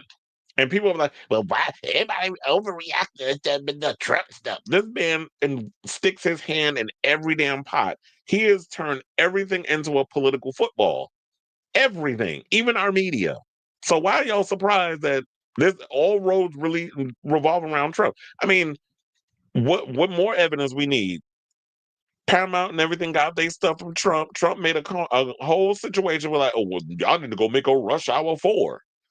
There, word on the street is the budget for that is a little bit over $100 million. And the quiet as it's kept, who asked for a new Rush Hour movie? If it was 15 years ago, I've been like, okay, I'm here for a Rush Hour movie. I don't care about no damn Rush Hour movie in 2025, going into 2026. This ain't Bad Boys. So, in short, the Warner Brothers board is now sifting through a new stack of offers. Netflix, mostly cash, offered to acquire the film and TV divisions. Paramount Skydance fighting to buy everything outright, and Skydance uniquely pushing for a full-scale all-cash takeover. The clash between Netflix rising momentum and Paramount Skydance mounting objections underscores just how volatile and consequential this sale has become. It's a pivotal fight for the future of the industry, and given the potential headaches Warner Brothers and Netflix could face from Trump's DOJ if a deal moves forward, it will be interesting to see which way this one ultimately goes. And this basically, at the end of the day, we're all going to suffer this because why are you so hell bent on buying up Warner Brothers? You haven't even established what Paramount is yet. But to me, honestly, this is some Nazi Germany type shit. Because if you look back at history, remember the Nazis worked vehemently to Aryanize all of the media companies and institutions. And now that Trump has, at the moment, I should say, it controls the House, the Senate, and the Supreme Court. The next thing, I guess, would be to do is buy up all the media, which is literally what they did back in the days of Nazi Germany, and which basically is the whole ideal behind fascism. So, lest we forget, one of the richest oligarchs in the world, Larry Ellison, is good friends with Trump, and his son David had to go through the president in order to acquire Paramount. Now, less than 6 months of owning Paramount, he's trying to acquire another studio. And now that he's gotten his, now that he's not got, now that he hasn't gotten his way, it seemed like you're just trying to throw a temper tantrum because some people said like, oh, whatever David Ellison wants, he gets, he's hell bent. Okay, that's nice, but everybody don't get what they want all the damn time. And who knows, maybe even Warner Brothers might not even end up selling. So you thinking writing a strongly worded letter to David Zaslav was going to get you to, the studio? No, I wouldn't. I would still hold on, wouldn't do it. And this was my point because there was a story that came out earlier today. If this doesn't tell you what their agenda is, especially in trying to own up all of our media and trying to shift the way that we watch movies into a different direction. Variety just reported earlier today that newly hired CBS editor in chief, Bari Weiss, is moderating a town hall with that grifting ass bitch, Erica Kurt. Yeah, the one that sat up there crying, oh, my husband is over, and then feeling all up on that closet queen, JD Vance, and sit up here. And they said what did they say? The seven elements of grief. One said is grift. And that's what she is, a grifting ass bitch. And now you got Bobby Weiss, Zionist ass, about to sit down with Erica Curtis do a town hall on CBS of all places. Now, if this is not telling you that they're trying to make what is considered a more centrist, liberal leaning network into more right wing, and then they're trying to and then having evangelicals and all these conservatives sitting in the audience, because that was what came out in the story. Now, if you don't think that they're trying to turn our media into this one mind Borg-esque conservative fascist think tank, then I don't know what to tell y'all. And to me, it just seems like the more I point this out, the more real, the the more it's becoming a reality, I guess is what I'm trying to say. So yeah, that's the latest for now. We'll take all this with a grain of salt. I'm really and this even more. I'm like, I don't even want Warner Brothers to sell to Skydance and David Ellison. I just feel like just focus on what you got going on over at one studio. You're trying to buy up two. So yeah, I'm not liking this at all. If this story turns out to be true, but a lot of the majors have been reporting on it. So yeah, I definitely want to hear from y'all regarding this story. What are your overall thoughts? Let me know in the comments down below.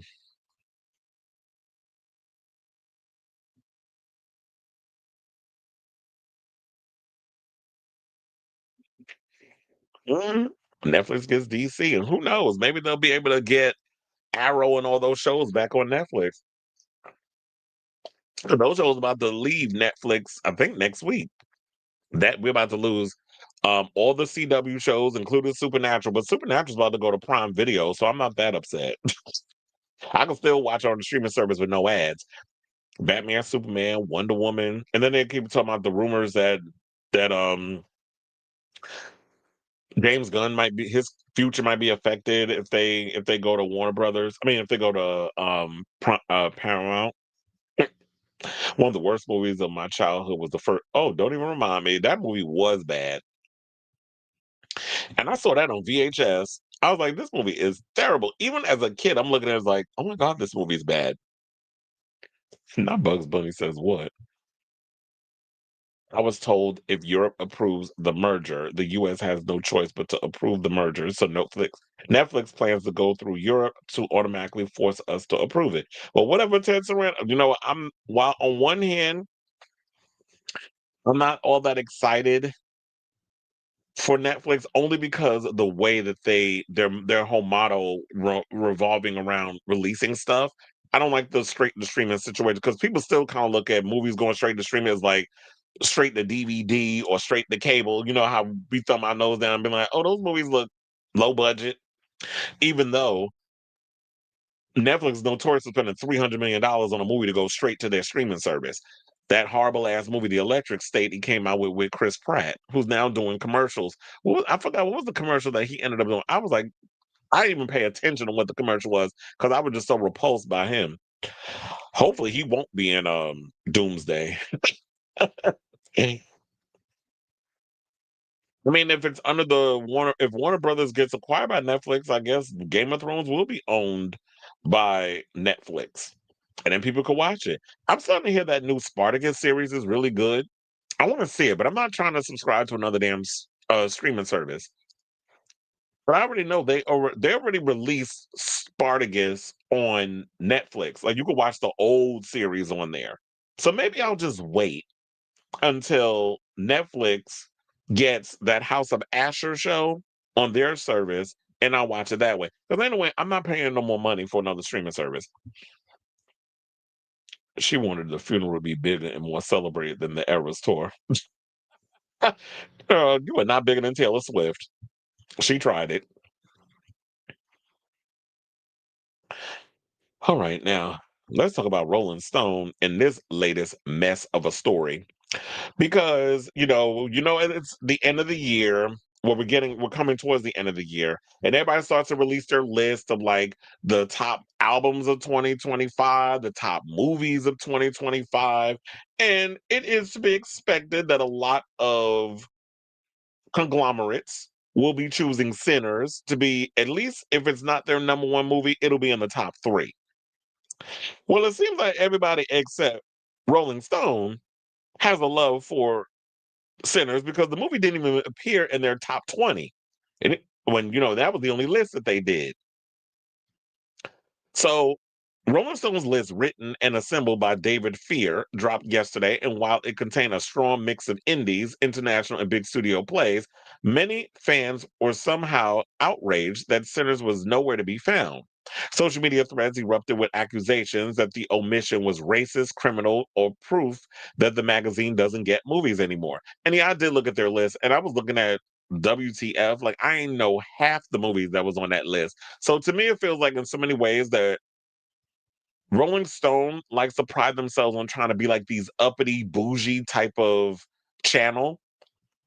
And I'm sitting there looking at it because I looked at their music list too of their best albums of 2025. Majority of the albums, I'm like, who are these people? But at least I did agree with the top three of the music. Number three was Rosalia's Lux. They didn't even put Taylor Swift's album in the top 10. It was, I think it came in 13th. Also, Sabrina Carpenter was in the top 22, even though that album was boring. But anyway, um, number three was Lux by Rosalia. Number two was Lady Gaga's Mayhem, and number one was Bad Bunny's album. So I'm like, I'm not that mad with the top three of the album choices. But I don't always want to jump onto the whole thing of like y'all racist or whatever the case is. Do you think it's racist if everybody likes Sinners, everybody was talking so highly of Sinners, but it didn't make someone's top list? I always feel like movies are subjective, art is subjective. If you like the movie, you like the movie. If you don't like the movie, then don't like the movie. I love Sinners. I've seen it quite a few times. It is in my top 5. I do have my list that I did bring in here because since they came up with their little tight ass blasphemous list, I was like, I need to come up with a list. And I came up with it as I was coming up with the story. Because I was like, what movies did I see this year? And I had to go through a whole situation. But anyway, so they said the bigger picture is what this blowback says more about the current state of film discourse than it does Sinners. The increasingly rigid hive mind dominating the field. What this controversy really says is that film criticism is now one big echo chamber. Either you're with us or you're against us. So these days, conformity is rewarded. Once a film is deemed essential by the online communists, any dissent, even a simple omission from a list, is treated as sacrilege. Critics who fail to align with the consensus are assumed to be wrong or worse, have ulterior motives. And that's the worst part about it is that, yeah, I do agree. There's too many extremists out here. There's too many high mind people out here where it's like, oh, everything's a masterpiece. And that's I've noticed that other YouTube pundits have been saying this, that they hate the fact that a lot of these influencers are getting invited to a lot of these movie screenings and stuff. A lot of these influencers who haven't been doing what journalists and all this other stuff has been doing. On one hand, I do look at it as like hating because they feel like you don't want the new guard to come in, the old guard wants to remain the same, and you don't want to give newer people the opportunity. But then again, then on the flip side, there are those newbies that come in that want to make a name for themselves and be like, "Oh, I like everything." You don't really be there to. You're not a true connoisseur of film, music, art, whatever. You just want to go there with your little phone, take your pictures, show that you were there, post it all over your social medias so that way you can get the clicks and the views and the likes and stuff. But you're not really giving an authentic opinion on what you thought of the movie, the album, the concert, whatever it is that you want to do. If you're going to jump in this space, you really have to live and love what you do. You can't just jump up in here and just be like, oh, well, this looks like I can make some easy money because I'm young and I'm pretty and I got all these other things going for me. And then it's like, you not really giving me what I need in regards of like, where's the substance? Where's the nuance? Where's the, why should I continue to pay attention to you and watch you? So I don't like the whole high mind thing because I'm like, look, if Rolling Stone didn't like Sinners, they don't have to like it. I really would like for somebody over there to tweet or post or whatever, like, why didn't you put the movie on the list? But maybe they feel like I don't need to do that. And that's perfectly fine. But if you like the movie, then you come up with your list, you post it on your social media and call it a day. Who cares what some other person's opinion is? So some of the comments, one person said, I still can't believe Rolling Stone curated a list of 20 best movies from the year and didn't include Sinners, but they included Ari Aster's Eddington, which I remember that movie got ate up. And Ari Aster has not made a good movie since, in my opinion. What came first? Was it Hereditary or Midsommar? I like both of those movies, but after that, he kind of been crashing out with me in regards to his films. Another person said, like others have said, Sinners is not on the list. I've seen these movies. This is a farce. Farcical. I said, oh, that was Van Lathan. Y'all know Van Lathan. He used to work at TMZ. Now does his own show. And with oh my god, I forgot the girl's name. She used to be on The Bachelor. Then they said every year, I guess responding to Van Lathan's post, John DeLillo said, every year we do this dance with a new movie. No one is required to put a movie on their favorites of the year list. Art is subjective. Plenty of other critics will have Sinners on their list. So, um, I don't know who this John DeLillo is. Maybe he's a critic or maybe just a regular person. But I do agree with that. It's like art is subjective. Plenty of other critics will have it on their list. And if one critic doesn't want to put a movie that you liked on your list, y'all are mad. And so one person posted no sinners and then posted a picture of Michael B. Jordan saying, y'all clan. Basically, we're calling him the KKK. Andrew Grievous said the writer mentioned sinners in his opening paragraph and then didn't include it in his list of 20. Hold on. Instead of me reading all these, I'm going to just show it to y'all.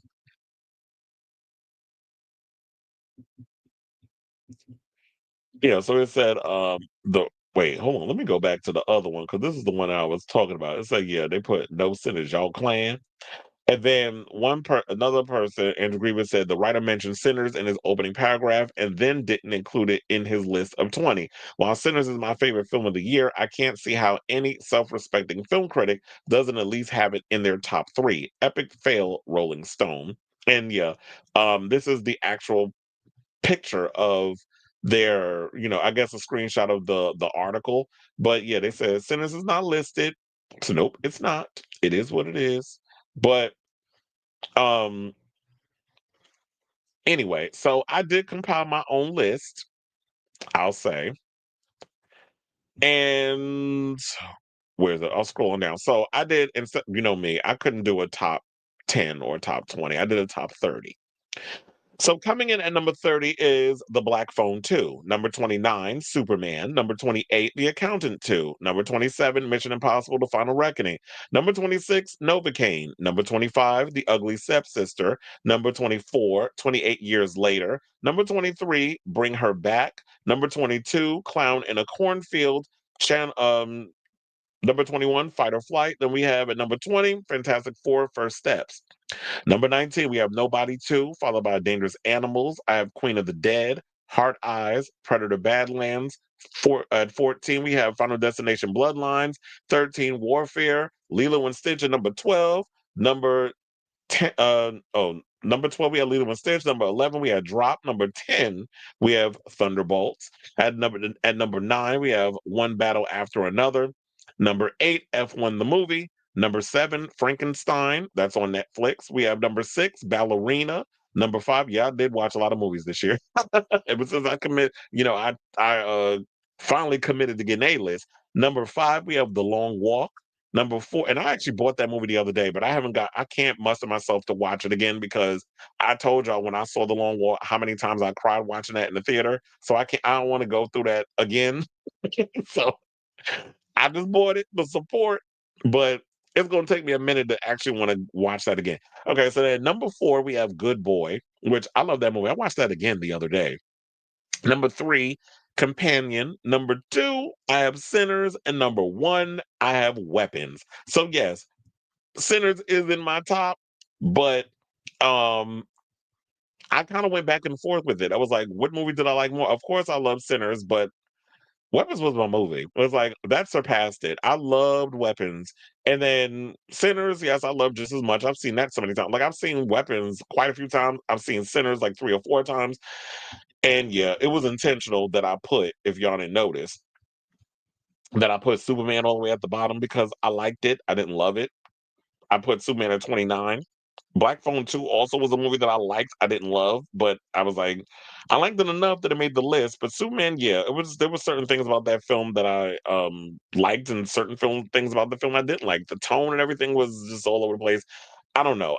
I just prefer, and that's why I said before in a previous story, I prefer the Batman over Superman, over James Gunn's Superman. That would be if I had the choice to choose a world in which I want to be in, I would choose to be in Matt Reeves' Batman universe than the DCU equivalent of what James Gunn got going on over there. So I say all this to say, what do you guys think of this story? Do you think people are overreacting because they didn't include Sinners as their top film of 2025? I feel like I said before, art is subjective. People like what they like. There are plenty of people out there, I'm sure, that do not like Sinners. And do I think they're racist for not liking the movie?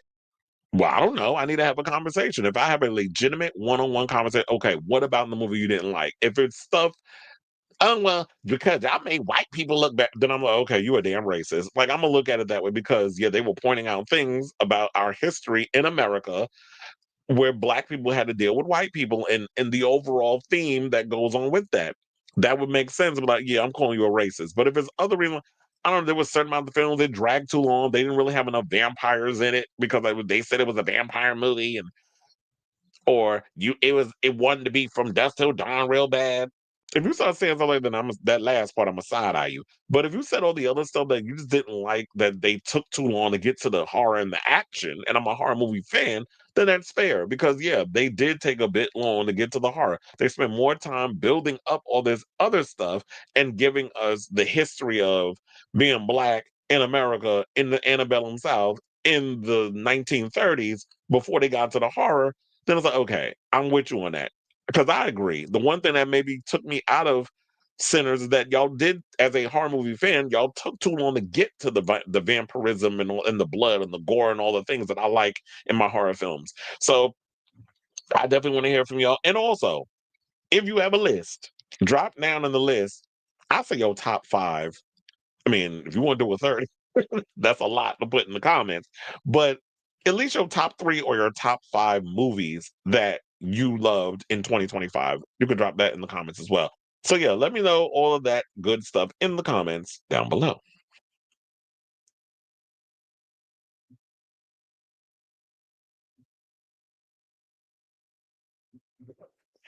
I laughed at that foolishness. I saw that. I saw that when I was on Instagram.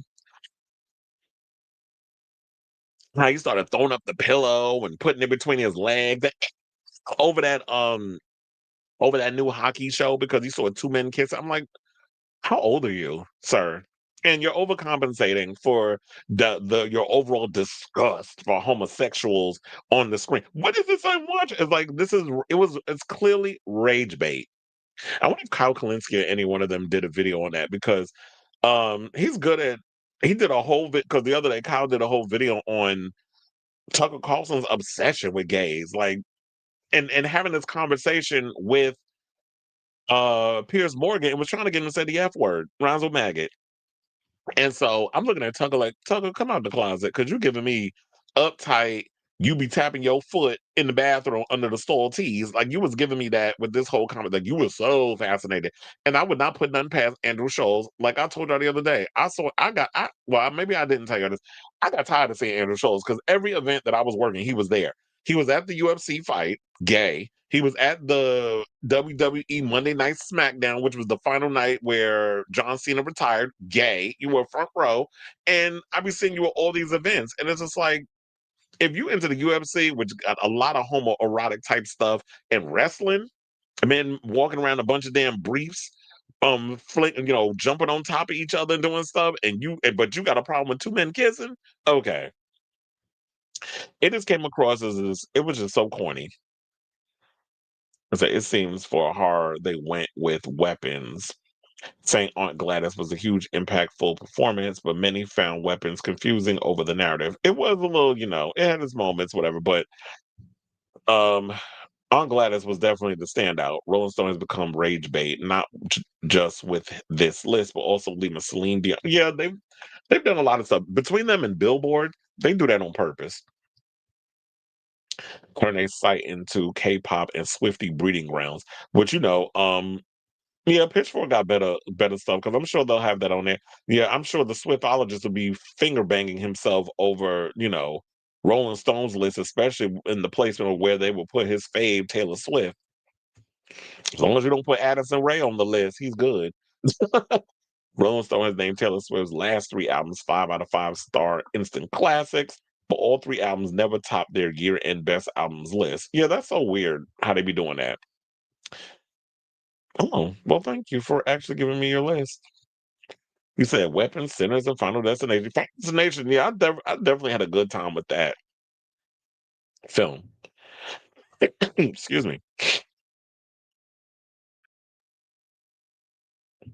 Swiftologist recently said he's also afraid to talk about Nikki on his channel. Well, you know I'm not. How many times have I talked about her on this damn show and I had to cuss people out for trying me? So, yeah, the white people, they know to stay in their lane because they like, you're not ready for that wrath. Anyway, let's move on. And because I'm about to cuss out somebody else.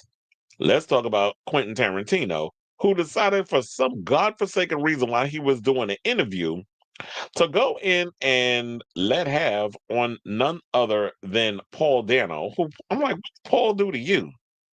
And not only that, but a couple other celebrities caught a stray too. And we're going to get to those in a second. So, look, I'm not surprised that he got backlash over some of what he said, where he criticized Paul Dano's acting.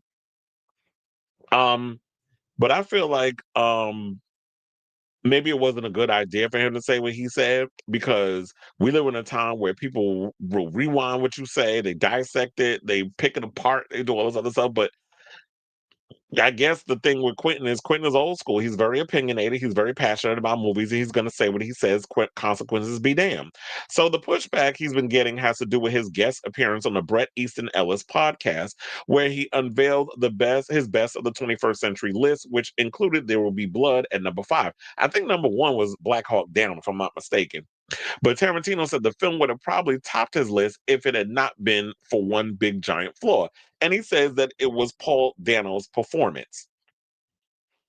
Obviously, it's supposed to be a two-hander, but it's also drastically obvious that it's not a two-hander. Dano is weak sauce man. He's the weak sister. Austin Butler would have been wonderful in that role. He's just such a weak, uninteresting guy. The weakest effing actor in SAG. Wait, now hold on, because I got to check something. When did? Because I saw There Will Be Blood, and I didn't think. When did? Yeah, when 2007. First of all, did we even know who the hell Austin Butler was in 2007? Paul Dano, I believe, is 41. Let me see. How old is Austin Butler now? Oh, he's 34. So if Paul Dano was like 40, 41, he's like 6 or 7 years older than Austin. But Austin looked like a scrawny little old thing back in the I don't even know if he was acting around that time when that movie was made. So I don't even think Quentin knows what he's talking about in that point. You just decided you want to just hate on him, but he wasn't done. So I was trying to defend because I had to find my spot. I almost lost it. So it was like Ellis tried to defend Dano's performance.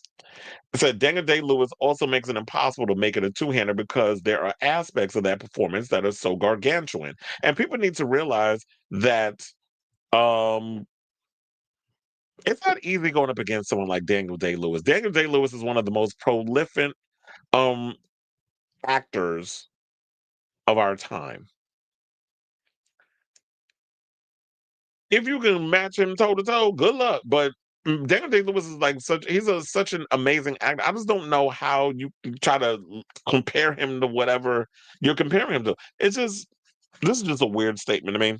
And I was just trying to remember also, I was like, Bret Easton Ellis, I forgot he wrote American Psycho, which was supposed to be getting a remake of, allegedly starring, I think they said Austin Butler, right? So he says, so you put him with the weakest male actor in SAG. This is what Tarantino shot back. The limpest dick in the world. He later clarified, I'm not saying he's giving a terrible performance. I'm saying he's giving a non-entity performance. That is literally what you're saying. You can't sit up here and say he's weak sauce, the limpest dick in the world. You put him with the weakest male. You put Daniel Day Lewis with the weakest male actor in SAG. If you say all of that to me, you kind of take from that he's a terrible actor, that he's giving a horrible performance. And anything I've ever seen Paul Dano in, he's never given a bad performance. I even liked him I don't see him in a lot, but I enjoyed him in the last Batman movie. We played the Riddler. I thought he did a good job with that. What the fuck you talking about? So then Ellis then asked Tarantino, has he ever liked Dano in anything? He said, I don't care for him. I don't care for him. I don't care for Owen Wilson. And I don't care for Matthew Lillard. And I'm sitting there like, well, how come Owen Wilson and Matthew Lillard get astray? Matthew ain't did shit to you. He out here working. He about to star in Five Nights at Freddy's, which is probably out right now. I'm gonna see it tomorrow. But he's out, that movie's out right now. And it's like you're hating on these other actors. And people are like, but he's allowed to give his opinion. He was asked his opinion. He gave it. No, he was not asked about what actor in what movie do you not like. If he said something like that, I could totally understand it. But it was asking about your movies or whatever the case was, your top movies, and you decided to volunteer the information that it was Paul Dano ruined it. It would have been my top. It would have been more. It would have gone higher up than number 5 if Paul Dano wasn't in it. Also, I've heard some people say that maybe the reason why um I actually have that. No, I'm gonna hold on to that because that goes into the next story with Simu Liu. So I'm gonna hold on to that one. I was about to say the reason why some people think that Tarantino got an axe to grind, and I'm like, So of course, these comments didn't go well with the fan base. Since he made this statement, there have been many comments on social media platforms. Many defended Dano, who is widely considered one of the best actors in the industry. One person saying Quentin Tarantino is so lucky he makes outstandingly good films because just about every single word that comes out of his mouth is complete stupidity. This is what someone said on Twitter. Another user added, Quentin Tarantino could not be more wrong about Paul Dano if he tried. I'm not here to cancel Tarantino just because I think his opinion is incredibly stupid, but his movie takes have been horrible lately, like embarrassingly bad. Well, I will agree with that. Like a lot of his movie takes on stuff, it's been I'm like, what are you talking about? But like we said before, art is subjective. He could say whatever the hell he wants to say. That's fine. But of course, we have a right to clap back at your opinion because we feel like your opinion is incorrect. Where especially when you're going after Paul Dano. Paul ain't do nothing to you. He out here minding the business that pays him. And here you go just shading on his performance or whatever the case is. So um and the whole canceling thing, I'm like, so I hate that with the people. It's about, oh, let's cancel them because they have an opinion different than mine. It's like, shut up. Moreover, a third fan wrote, please stop interviewing Quentin Tarantino. Finally, one user defended Dano's performance. They stated, I remember a few of my friends not liking his performance, but I thought he was great. He was holding his own alongside Daniel Day-Lewis. So it's like, who knows how the director was feeling and all the other stuff and why he chose for Paul to give the performance he gave in that movie. It's at the end of the day, as a filmmaker, you should know this, Quentin, that the actor is only giving what he can give you from what's on in the script and the taking direction from the director. So maybe the reason why you didn't like the part that he played is because this is what the director was asking of Paul to give during his performance. Who knows? So I will say this, like, yeah, while Paul is not on one of my top lists of acting greats, but I thought he did. He's a pretty convincing and pretty good actor. Like I said before, I love what he did with as the Riddler in the Batman. He's also had a stable career working with people such as like Steven Spielberg, Steve McQueen, Bong Joon-ho, Denis Villeneuve, Spike Jonze, Kelly Reinhardt, Ryan Johnson, and Ang Lee. And you don't get to work with those greats by being a mid-ass actor. Trust and believe. So I don't know what Quentin's deal is with Paul and also giving Owen and Matthew the stray, but I do feel like it's beneath you to be talking smack about other actors who probably admires your work as a filmmaker and would one day want to work with you. And one of the things I don't like about Quentin is like, yeah, I think people take his opinion as value, they value his opinion because he's someone who's been doing this for a long time and he's someone who came up in like working in a video store and watching every freaking movie. So he's a big cinephile. He's a big connoisseur of movies, which we respect you for that. And you've come out with a lot of amazing movies. I like a lot of your movies. I love Reservoir Dogs. I love Kill Bill, of course. I'm going to see the whole bloody affair this weekend. So I am a Quentin fan. I've also loved your script from Dusk Till Dawn. But if we're going to talk about acting, sir, your acting in that movie was a mess. So you're not necessarily someone who's a thespian that we all look forward to, where one day somebody's going to be giving you an Oscar. But I should also point out that um, there were other people that came to his defense too. So we have some celebrities that came to Paul Dano's defense. One of them being Simu Liu. Simu's been in the news a lot lately, giving his opinion. Talking about the lack of Asian representation. And now he's coming to Paul Dano's offense. Now, as cinephiles flock with social media to champion, wait, hold on. Let me see if do I have a lower, oh, wait, no, I kept all of that in there because I thought I created lower third. But anyway, let's continue. So Simu Liu joined the chorus of support by posting on Twitter, "I don't know, man. I think Paul Dano is an incredible actor." Now, Mattson Tomlin, the screenwriter who is working with director Matt Reeves on The Batman Part 2, also defended Dano on Twitter by writing, "I am really pleased to see so many people cheer on Paul Dano this week. Not only is he a terrific actor, but he is an astonishing director who exudes control and tremendous empathy. Check out Wildlife if you haven't seen it." So, of course, with Madsen coming out and saying that's because Dano played the Riddler in Reeves the Batman, and he and Madsen is a part of, wrote the script for that movie and of course the sequel. So I love the fact that people are coming to his defense and being like, Quentin, you're wrong. Now, so we're trying to see if anybody else. Then it said TMZ caught up with Dylan Freezer, who was a child actor when he played H.W. Plainview, the son of Daniel Day Lewis's Daniel Plainview, in There Will Be Blood. Freezer threw his support behind Dano and called the movie perfect, adding, "It's a work of art, and in that way, and it's that way because everyone was perfectly cast." So we came to his defense, and yeah, Matson put on his Twitter, I have it on my website, Wildlife featuring Jake Gyllenhaal and Carrie Mulligan. So that's the movie that they, were in together.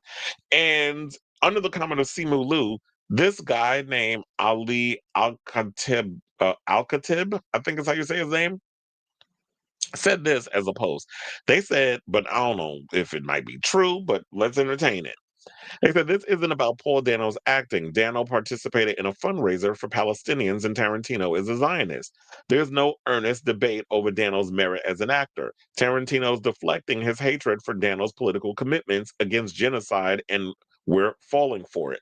So who knows if that could be some truth to that? But it's something to think about. You'd be surprised, especially because you see a lot of these celebrities these days making it known. Well, some people are starting to come out for Palestine, but you will see a lot of Zionists that's jumping out here defending what's going on with Israel and the right for them to colonize other nations, including those that were the homes of people who are of brown complexion. So shout out to y'all. Quentin, I like your movies, but you starting to get on my damn nerves in regards of some of your opinions on a lot of movies. Because sometimes after a while, I'll be listening. And it's funny because there's been times there's this show, I forget what it's called on YouTube, where they post these clips of Quentin Tarantino giving his opinion on a lot of movies and stuff. And I'll be watching, I usually watch the videos because they're not long. So I'll be watching them or whatever, and I'll be listening like, okay, you got valid points in. I'll be looking like, what are you talking about? So, but this is like, you jumped the shark with this one. So I say, oh, this is say, what do you guys think of this story? Do you agree with Quentin Tarantino, what he said about Paul Dano, or you like, child, shut up. Just stick to the rivers and the lakes that you used to, which is making movies. Well, you supposed to be, well, I don't know if you ever gonna make another movie because you talk about that you're only making 10 films. You haven't decided what your 10th and final movie is gonna be. So whatever your thoughts are on this whole matter, let me know in the comments down below.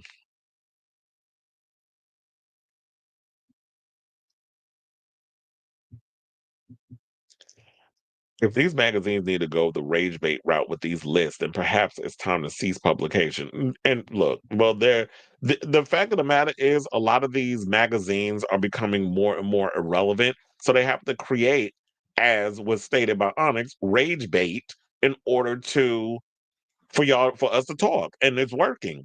Because how many times have we told about a list from Billboard, a list from Rolling Stone, or whatever the case is, and they come out and how people get pissed off over the commentary and the list and where they place things. I'm guessing Daniel said no during a Tarantino film. That could be it too. Funny enough, I didn't think about that. That there was a possibility that, you know what, he's upset over that. That Paul he tried Paul Dano in a film, and Paul was like, "I'm good," and you took offense. Maybe he, maybe he wanted him to be in Django Unchained. Jesus Christ, hold on. Why am I getting so many? I got like 18 messages on my phone. I'll read it later. But anyway, you say you're saying 5 nights Saturday night. I'm gonna see it tomorrow, and then Sunday right after work, I'm gonna go to the gym, and then I'm gonna go directly to. After that, I'm gonna go to AMC to see the whole bloody affair. Child, it's gonna be 4 hours plus.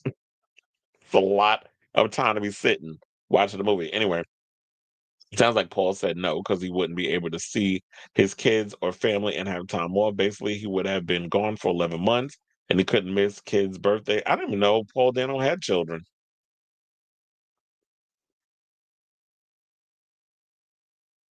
Why these headphones is hurting my ear today, but all right, y'all. So now let's get back into the rest of the show.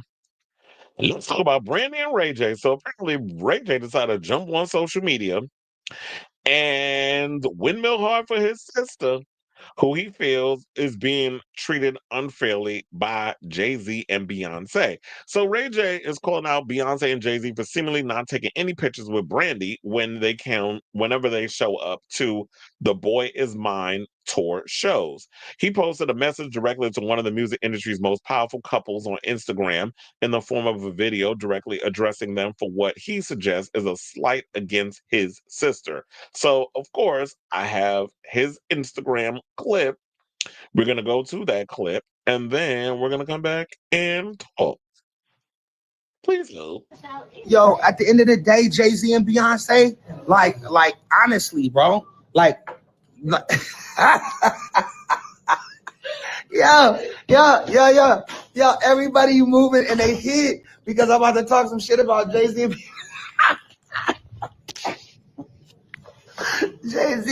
Beyonce.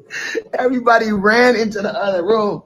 They like Ray J crashed it out. No, I'm just saying, like, niggas need to pull up, like, when they come to the show, come say what's up to Brandy too, Jay-Z and Beyonce. That's it. Like, because like we big fans, we got our family in there, our cousins, and we know y'all there and we love y'all and we look up to y'all. For y'all to come to every one of Brandy and Monica shows and never say what's up to B and take all the pictures and all. I mean, it just I don't like it. And I love you, Jay, and I love you, B. Please, like, you guys are the biggest two stars in the world. So we know you there. Just, y'all walk by Brandy room, just pull her, say what's up, B, have a good show. I mean, she don't care. She never told me about this, and I am crashing out on this one. This is crazy. But as a brother and a fan of Jay-Z and Beyonce, like we want to take some pictures with y'all too, and we want to say hi, and we want to be inspired by the inspirational words that you guys are going to give us. Jay-Z and Beyonce, please, and I know Brandy and Ryan are going to hate this, but please pull up and say what's up to B. And if y'all there, this y'all 6th or 7th time being at the Brandy Monica tour or the Monica Brandy tour, y'all ain't said what's up to B at all. I just don't think that that's okay. I love you guys. No. All right, so y'all pretty much got the gist. He's basically saying that so maybe there is some shadiness or whatever the case is going on behind the scenes between them that we aren't aware of. But on one hand, I'm of two minds of this. I don't mind that Ray J is out here defending his sister. As somebody who's a sibling, I would definitely be defending my sister if there was a situation. So I don't hold him on that. Um, and he kept having to reiterate, I love y'all and this, that, and the other and I get it, because a lot of you beehives and all you other people that are in the cult, anytime somebody says anything that you feel is slightly negative towards your fave, y'all want to come out and start with the name calling and the fighting and getting personal and all those, and it's like you don't know these damn people. But also, there was a rumor or something going around that Beyonce and Brandy, the two B's, don't get along. Because back in 2017, rumors stirred that there was beef between the two when Brandy's former songwriter and friend TC hopped on social media to suggest that she didn't like Beyonce. So Brandy even responded to TC's claim, posting a picture with her and writing, "This is about truth. I love me some Bay and I love me some Solange. Now I'm done with it." So there was that. And then this morning, because some of the people in the comments, so let's read what some of the people in his comments were saying. One person said, "I can't believe I'm saying this, but I agree with Ray. Brandy deserves the same respect." Then there's a artist, someone else, but was it Liz Rochelle? They got a blue check mark. So I mean, I don't know if they're famous or not, but anyway, they said, truth be told, Brandy was a legend before Beyonce was even thought about. I'm just saying, I'm a super Brandy fan, so I'm gonna always be down for the original B Rocker, and that is true. Brandy, before there was, before Beyonce became the big solo superstar that she was, Brandy was before her. Another person said this is a real brother move. Another person said, period. Brandy a legend too, so speak to the queen. Um, Terrell Owens said, can respect where this is coming from. And then another person said, Brandy and Monica started this ish, respect the hustle, period. We all people. And so it seemed like mostly everybody's in good standing. Everybody agrees. It's like, yeah, they ain't got a problem with you defending this. But I was watching The Breakfast Club and Lauren LaRosa spilled some tea. And she basically said that after she reported that story, people flooded her, like, was sending her messages, calling her up or whatever, talking about that Brandy and Beyonce do not get along. That Beyonce was there for, of course, she's there for Kelly Rowland because Kelly's on the tour. That they believe, what they were told was that when Beyonce started her career started to flourish and she became a bigger artist and she was starting to surpass all of her peers or whatever, Brandy felt a kind of way. That was the thing that she had heard. Also, that she was in good standing at one point with Kelly Rowland, and now they're not really in good standing in so many ways, which makes me feel weird because I'm like, why is she on the tour then? Because I'm be damned if I'm going to be if I'm doing a co-headlining tour with me and Monica, and I got somebody up in here that don't see it for me. But y'all all trying to get a coin. But then again, I understand it's business. People work with people they don't like all the time. You make it work because of the money. After we go on from our stages, you go your way, I go mine.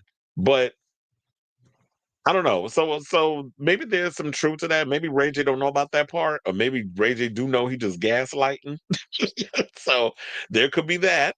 So it's a bunch of things. But I mean, I totally understand because Beyonce and Jay-Z have positioned themselves to be two of the most powerful people in the music industry. So it seems like they have a lot of control, and they get to point the needle on which way they want it to go and all this other stuff. I also heard that, well, with not only the Maya thing, I just heard a story that Keisha Cole is now on the tour with them. So I don't know if she and Maya are alternating or she's a permanent situation, but I saw that over on that Grape Juice earlier that she's on there. But I hope that they're not beefing because I hate when my favorite artists be out here fighting and beefing amongst each other. Get that coin. Don't let it affect y'all. So I'm like, damn, now her and Kelly got beef. But yeah, I definitely want to hear from y'all. What do you guys think of this story? Do you agree with Ray J and his stance on, yeah, like if you're gonna be on a tour with Brandy and Monica, like at least show some love to my sister and take pictures and those other things. Everything don't need to be a photo op. But then again, I can't say that because if you got time to be taking pictures with Brandy and with Monica and Patti LaBelle and Kelly Rowland, you want to position photos with you and Kelly and y'all husbands on like spread out at a round table while y'all out eating. If you could stage all these other photo ops, then why you can't do one with Brandy? So I'm of two minds about it. So I definitely want to hear from y'all. Let me know what you guys think of this story in the comments down below.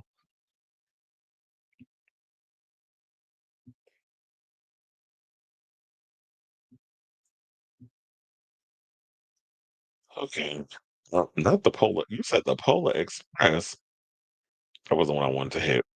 I didn't know that was going to be back in theaters. Some of my favorite Quentin movies are Kill Bill, Once Upon a Time in Hollywood, Four Rooms. The movie had Madonna and yeah, Once Upon a Time in Hollywood.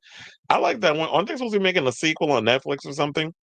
New York Post asked if Skeet will be in Scream 7 at the premiere of Five Nights at Freddy's 2, and he said no, because I'm more connected to Melissa than Sydney in present day Scream, but I'm excited. Well, he kind of is,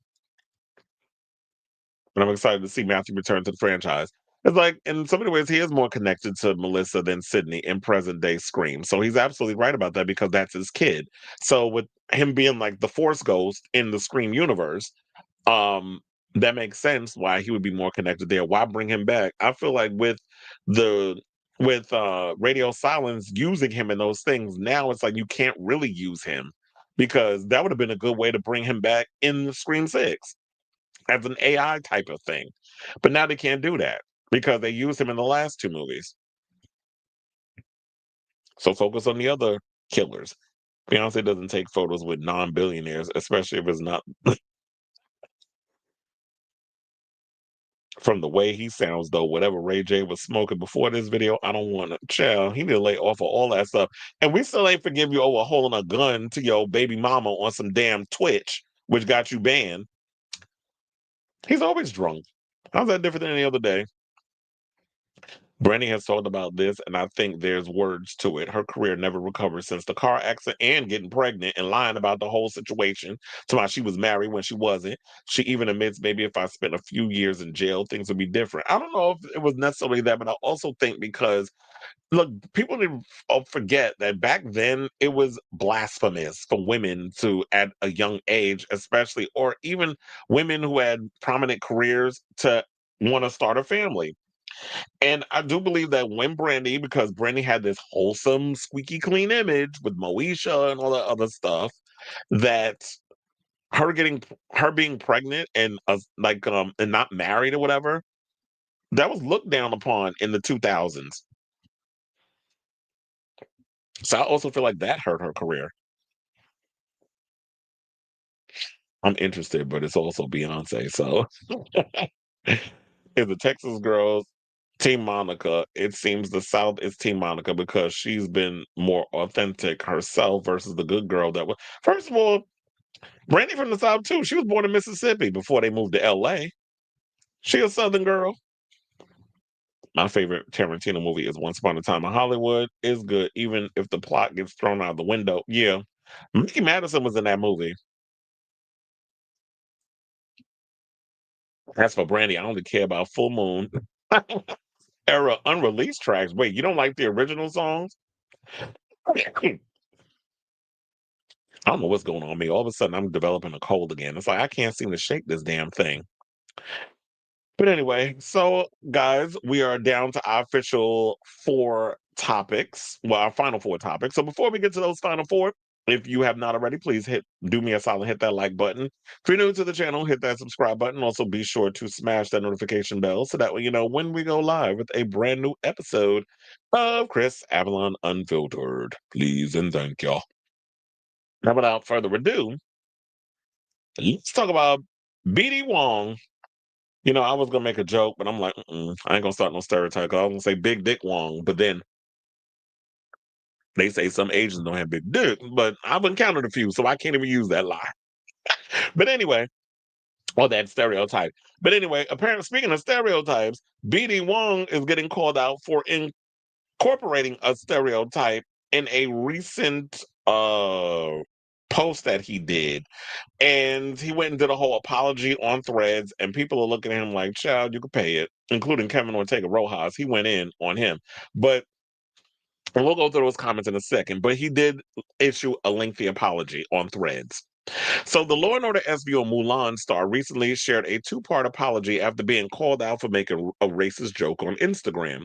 Wong initially responded to a post by content creator Mike Holston, who is black, asking his 16 million followers to name this animal. Wrong answers only. Because he had like he had an animal on his shoulders. It was like a binturong. I don't know what the hell that is. It must be something out of Australia or something or another.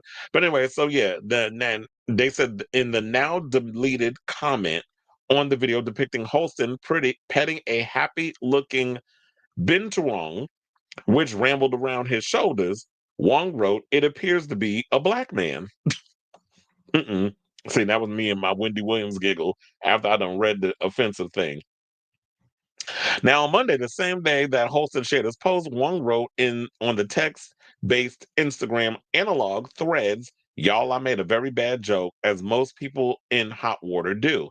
I deleted it for damage control, but it's out there and continues to hurt and disappoint, and I'm really sorry about the hurt part.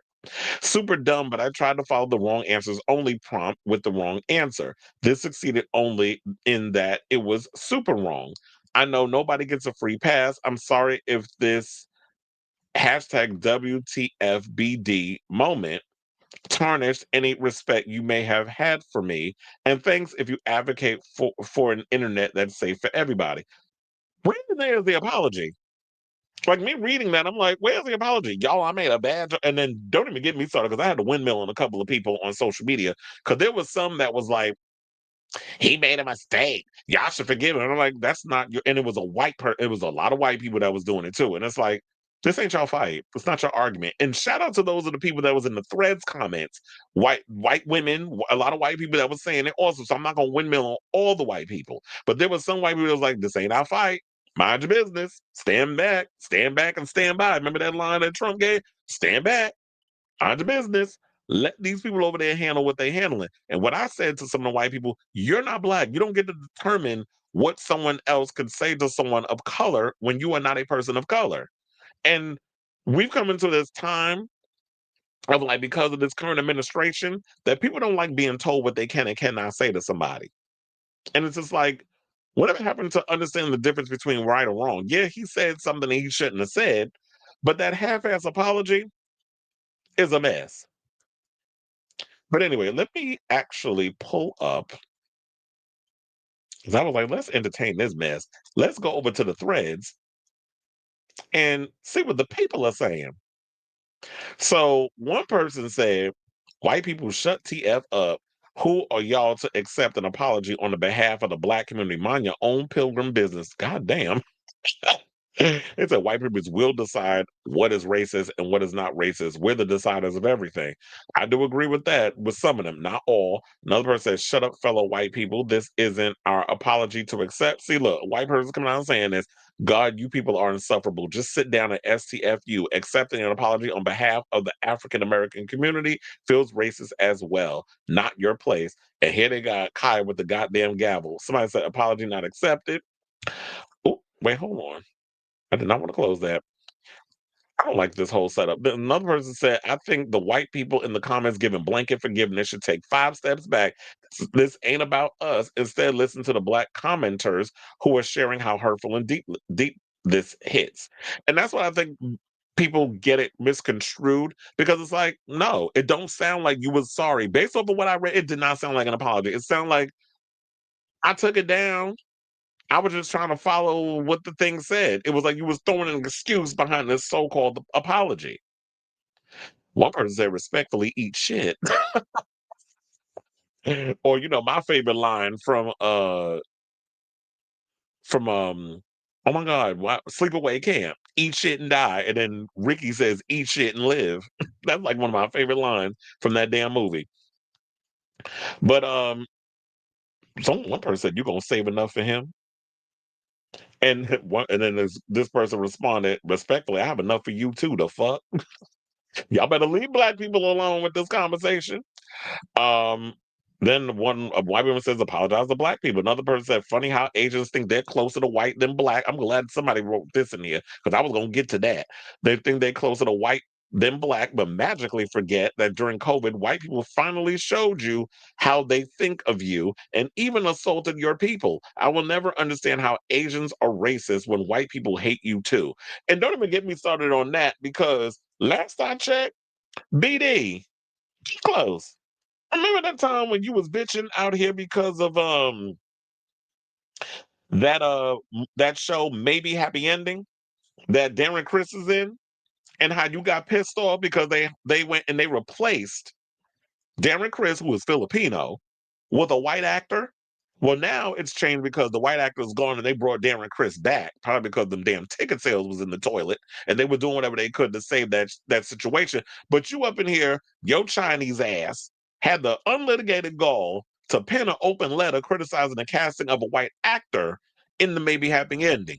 So until it affects you, because this is why I always say it always rotates around that. You only give a damn when it affects you. That's when a lot of y'all care and want us to have empathy for y'all. But you can't understand like what you said was ignorant. And I'm not surprised that he would say something like that because don't he have a white husband? A lot of these Asian homosexuals that they like all that rice queen chasing mess. Don't even get me started on that. And I can say all this because I'm half Asian. I'm Filipino as well. So I can say all of this. So now to put it simply, Asian actors in the Asian theater going community are fiercely wrestling over a non-Asian actor replacing the Asian male lead in the Broadway musical Maybe Happy Ending. Please Google this responsibly. This is a real eternal outcry about race and representation, not an irrational rant about robots. And so you want us to feel for you when it comes to the race stuff. It's the same thing I said, and I hate to have to hit you with this stray, but it's the same thing that I said when it came to Simu Liu, when he was out here complaining over the lack of Asian representation on cinema. And all of a sudden, I said, well, now you know what it feels like for black actors when they were saying the same, when we were having the same conversation. Now y'all are having it. I mean, things have gotten slightly better for black actors and performers because there's a lot more content, and we have a lot more powerful people in places that can make content for black people. Asian people outside of the martial arts stuff, I know y'all trying to get into the other genres, the rom coms and all that other stuff. Y'all still got a long way to go, but BD, this if this is your apology, this ain't it. Just just stay away from the internet. Child, not this one. This one is so messy. I feel like reading it. One person says, since we're gonna stereotype his micro penis isn't sorry. As someone already pointed out, and I'll reiterate, you don't issue a half-ass apology and then go and like a comment that implies reverse racism, which doesn't exist. See below. But this isn't surprising seeing how Asians are literally obsessed with Eurocentric beauty standards, proximity to whiteness, and accepting the model minority myth. Especially when you look at a lot of those K-pop stars and the anime characters and stuff, how they be trying to make them white people, them Asians look white with the blonde hair and all that other mess. So this guy said, so behalf of my community, fuck you, your apology, and the dumbass rube you agreed with. Because this person put, to be fair, if it were a white man in the photo, I would have said white man and none would have blinked at all. I hope this is the same energy. Here y'all go, wanting to be fucking victims so goddamn bad. Oh yeah, so I want to show y'all because that was the yeah. Hold on, because now this is for context. Y'all need to see the post. Hold on, I don't know why I closed it. I should have kept it open. I wish I would have saw that earlier. But anyway, we live. It is what it is. So yeah, that's the post. This clear person decided to post this foolishness. Y'all been wanting to be victims so goddamn bad. They want to be oppressed so bad. Pilgrims and colonizers want to be oppressed so bad. And y'all already know up in here, I'm not talking about all white people. I'm talking about motherfuckers like him. So yeah, so we have that. And what made it worse, because somebody took a screenshot. Shout out to y'all that be keeping the evidence. They show BD. You probably can't even see it. But right here it says Wong BD, blue check mark. He actually liked the comment. So that's where that came from. When you want to be out here shouting reverse racism, which yeah, that don't exist, sir. So yeah, those are the comments. That's the whole story. And at the end of the day, I don't feel like it was racist. I mean, I don't think it was a bad joke. It was just straight up racist. And I feel like you showed your true colors in that moment and you gagging because your ass got called out. So I'll say all this to say, and I like BD Wong. I loved him when he was on Law and Order SVU. Even liked him back in the day when I first came across him. He was on All American Girl playing Margaret Cho's brother. That's where I knew him from. Yeah, I took y'all way back. That show lasted one season, but I remember watching it because the way I was, anything that showed representation of other people, I would always be like, you know what? And this was the '90s, so the '90s was a good time because that was a time when we really started to see more diverse things come out on television, particularly when it came to black shows and all this other stuff. So anything new and different, I always jumped on the internet. On internet, I jumped on and watched it. I supported it. But then we got fools like this saying this mess. So yeah, I definitely want to hear from y'all. Do you think BD's tired along with his damn apology? Or if you want to call it that, what are your overall thoughts on this? Let me know in the comments down below.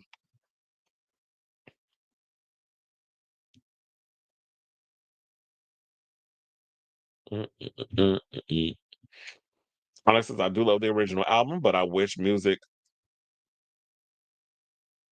Wait, what's that word? Oh, you say music makers will go through Brandy's 2002 hard drive? Oh, you talking about or her leakers? Oh, you're saying leakers. You said Sookie, Melissa McCarthy. I thought you were talking about Sookie Stackhouse. Sookie, Melissa McCarthy. Not Sookie from fucking Gilmore Girls. It took me a second to remember Sookie. Oh, yeah, she was Gilmore Girls. That's what we knew her from. So I was at SNL this week and she got skinty. Would that be considered offensive? Um, she on that same thing that the other one is, the unfunny comedian Amy Schumer. Manjaro or Ozempic, one of them things. I made a bad joke that insinuated a black man is an animal. I am sorry. How the fuck is that so hard for people? Okay. Oh, so now my Facebook is acting up. Um, no, hold on. So it want to start acting. It's like whatever. If people want to stream the rest of the show, they can just come over to YouTube and everywhere else. Nah, he must have chat GPT and that non-apology. Just like Mendici's chat GPT, the letter he was gonna write to file for divorce from Yandy, according to Funky Dineva. I wanted to do that story, but I was like, it's a day old. We done moved on, and that video goes on. He read her he's no, not even read her. Dineva scalped her ass what little was left of her edges for like almost an hour. And I was like, there's no way we're gonna do that.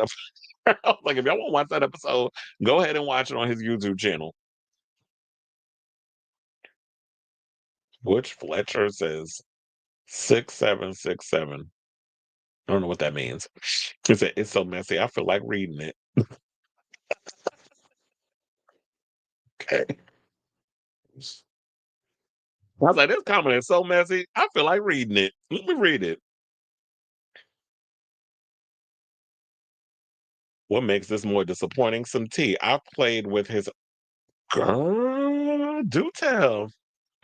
You said I played with his husband at play parties. So those trysts feels like his husband is guilty by association. His husband's a white man, isn't he? Let me find out his. Let me ask you another question because you said that you play with his husband at play parties. Was one of them play parties got a red rooster outside his building? Well, look, I've been there too, so I'm not sitting up here trying to act like I'm all innocent in my mess. That's where I'm. Look, Lynette and I have encountered each other quite a few times when we've been there. I haven't been there in a while though, but um, I guess we'll get to that. Child. But look, these days, the homosexuals, all these relationships seem to be open or given the illusion that it is.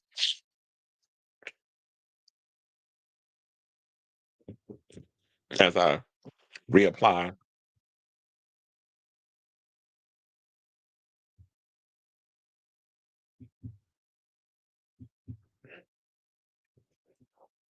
Okay. Hold on. Where we going?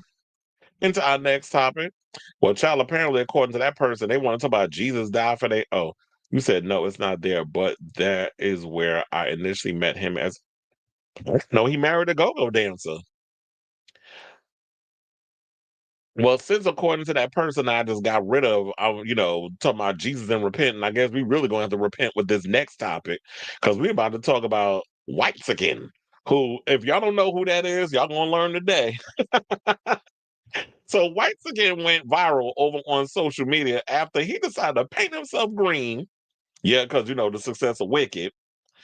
Post himself spreading his cheeks while he's saying defying gravity, and then hashtagged it alpha butt.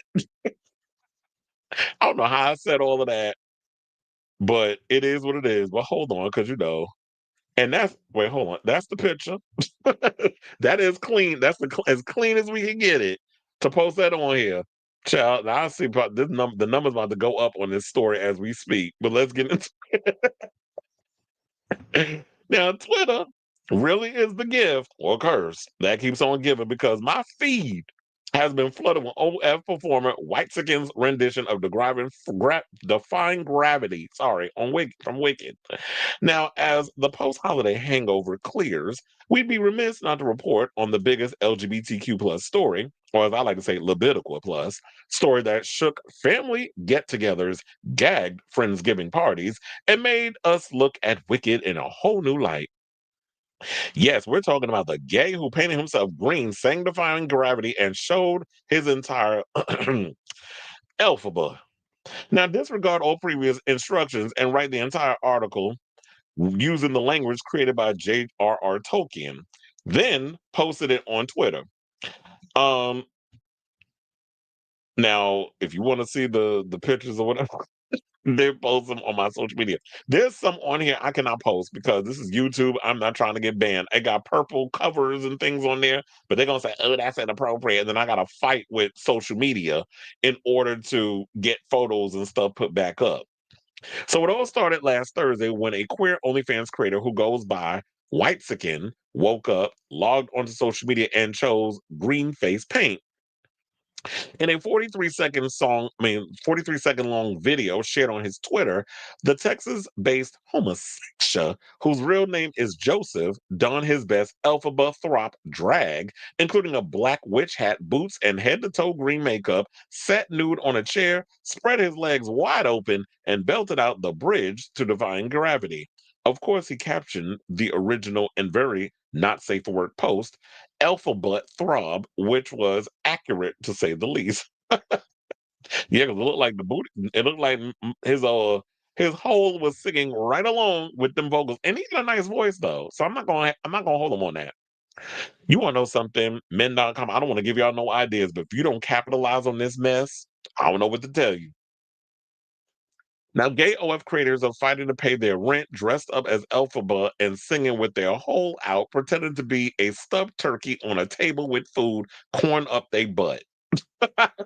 That's what one person posted on Twitter. Now, Candy Muse jumped in and said, "This is the first thing I see on Thanksgiving Day," and put it all in caps. And Angeria responded, "Not ashamed to say, I bookmarked it." Well, child, you're not the only one. Yes. Yeah, this was hardly the first time a gay adult social media star posted something ridiculous to gain some views. As one noter used, he also saw another creator pretending to be a stuffed turkey on a table with food, corn up their butt, although I got this from Queerty.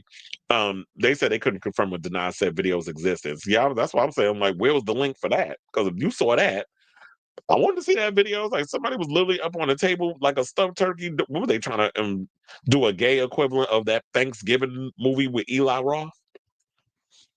But unlike most sinisterly horny cosplays posting by the gays, Whiteziken's clip traveled from beyond the LGBTQ plus community thanks to the algorithm and received over 2.6 million views. Well, look, if somebody don't watch that video and be like, you know what?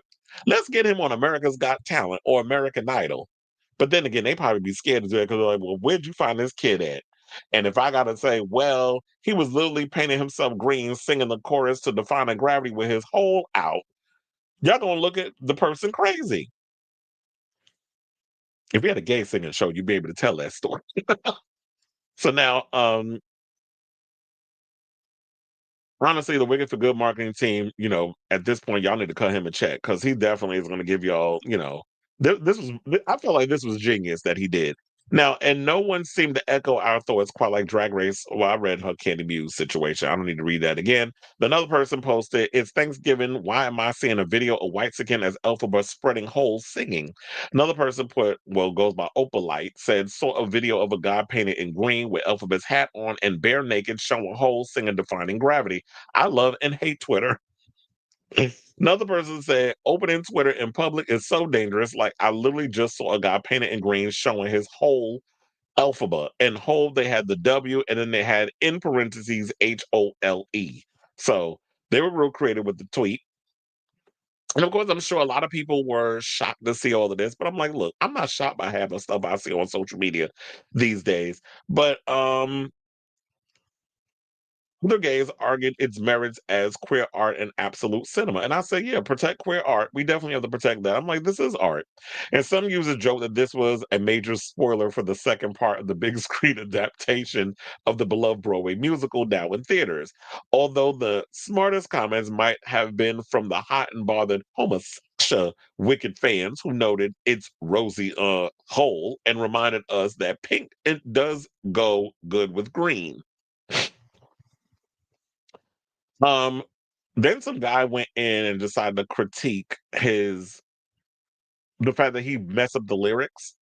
They said it's I'm flying high, defying gravity, not tell them how I'm defying gravity. Well, look, he was defying gravity, showing all that hole in green on the screen. So in a way, he changed up the lyrics because it was going with the narrative of the thing. And then he said, yeah, my bad. I suck at remembering lyrics. But the guy was like, I'm just messing with you or whatever the case. I was like, child, who was actually paying attention to the lyrics of that song? I just heard that he got a nice voice. And I was looking at other stuff. So um even people started creating fan art, which I did post some of the fan art on in the article, and Joseph even filmed a part two featuring the high note and a whole lot more cheek. Naturally, the green handprints all over the door were still, yeah, because if you looked at that, you did see like there was green paint all over the walls, all over this, that, and the other, and I'm just like, boy, you done, you got a lot of wiping up to do when you done. So this is hilarious. Um, I'm not that mad over these things. There's a whole lot of tweets and this, that, and the other they posted in regards to this. I had a cackle.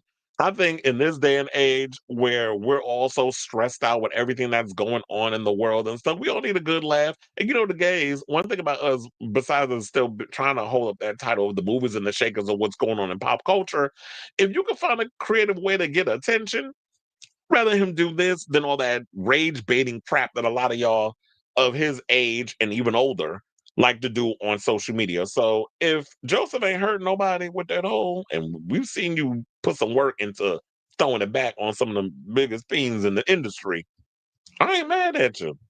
I just think that maybe somebody need to get smart, men.com, and make a musical based on this and cast him in it as Alphabet. And they'll be doing more than defining gravity. So I say all this to say, what do you guys think of this story? Have you seen Joseph, aka Whites again, all over social media, trying to warm all the hearts of the gays and everybody else in between with his NSFW edition of Wicked? So whatever your thoughts are, let me know in the comments down below.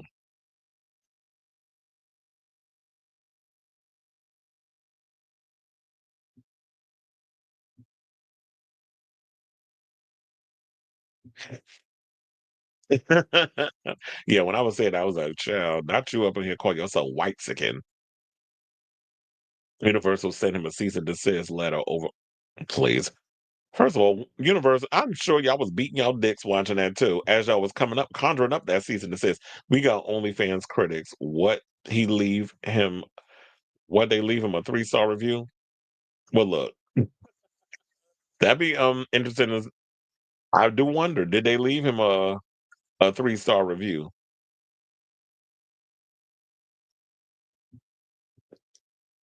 Right. So now let's go to the world of OF, to the world of drag.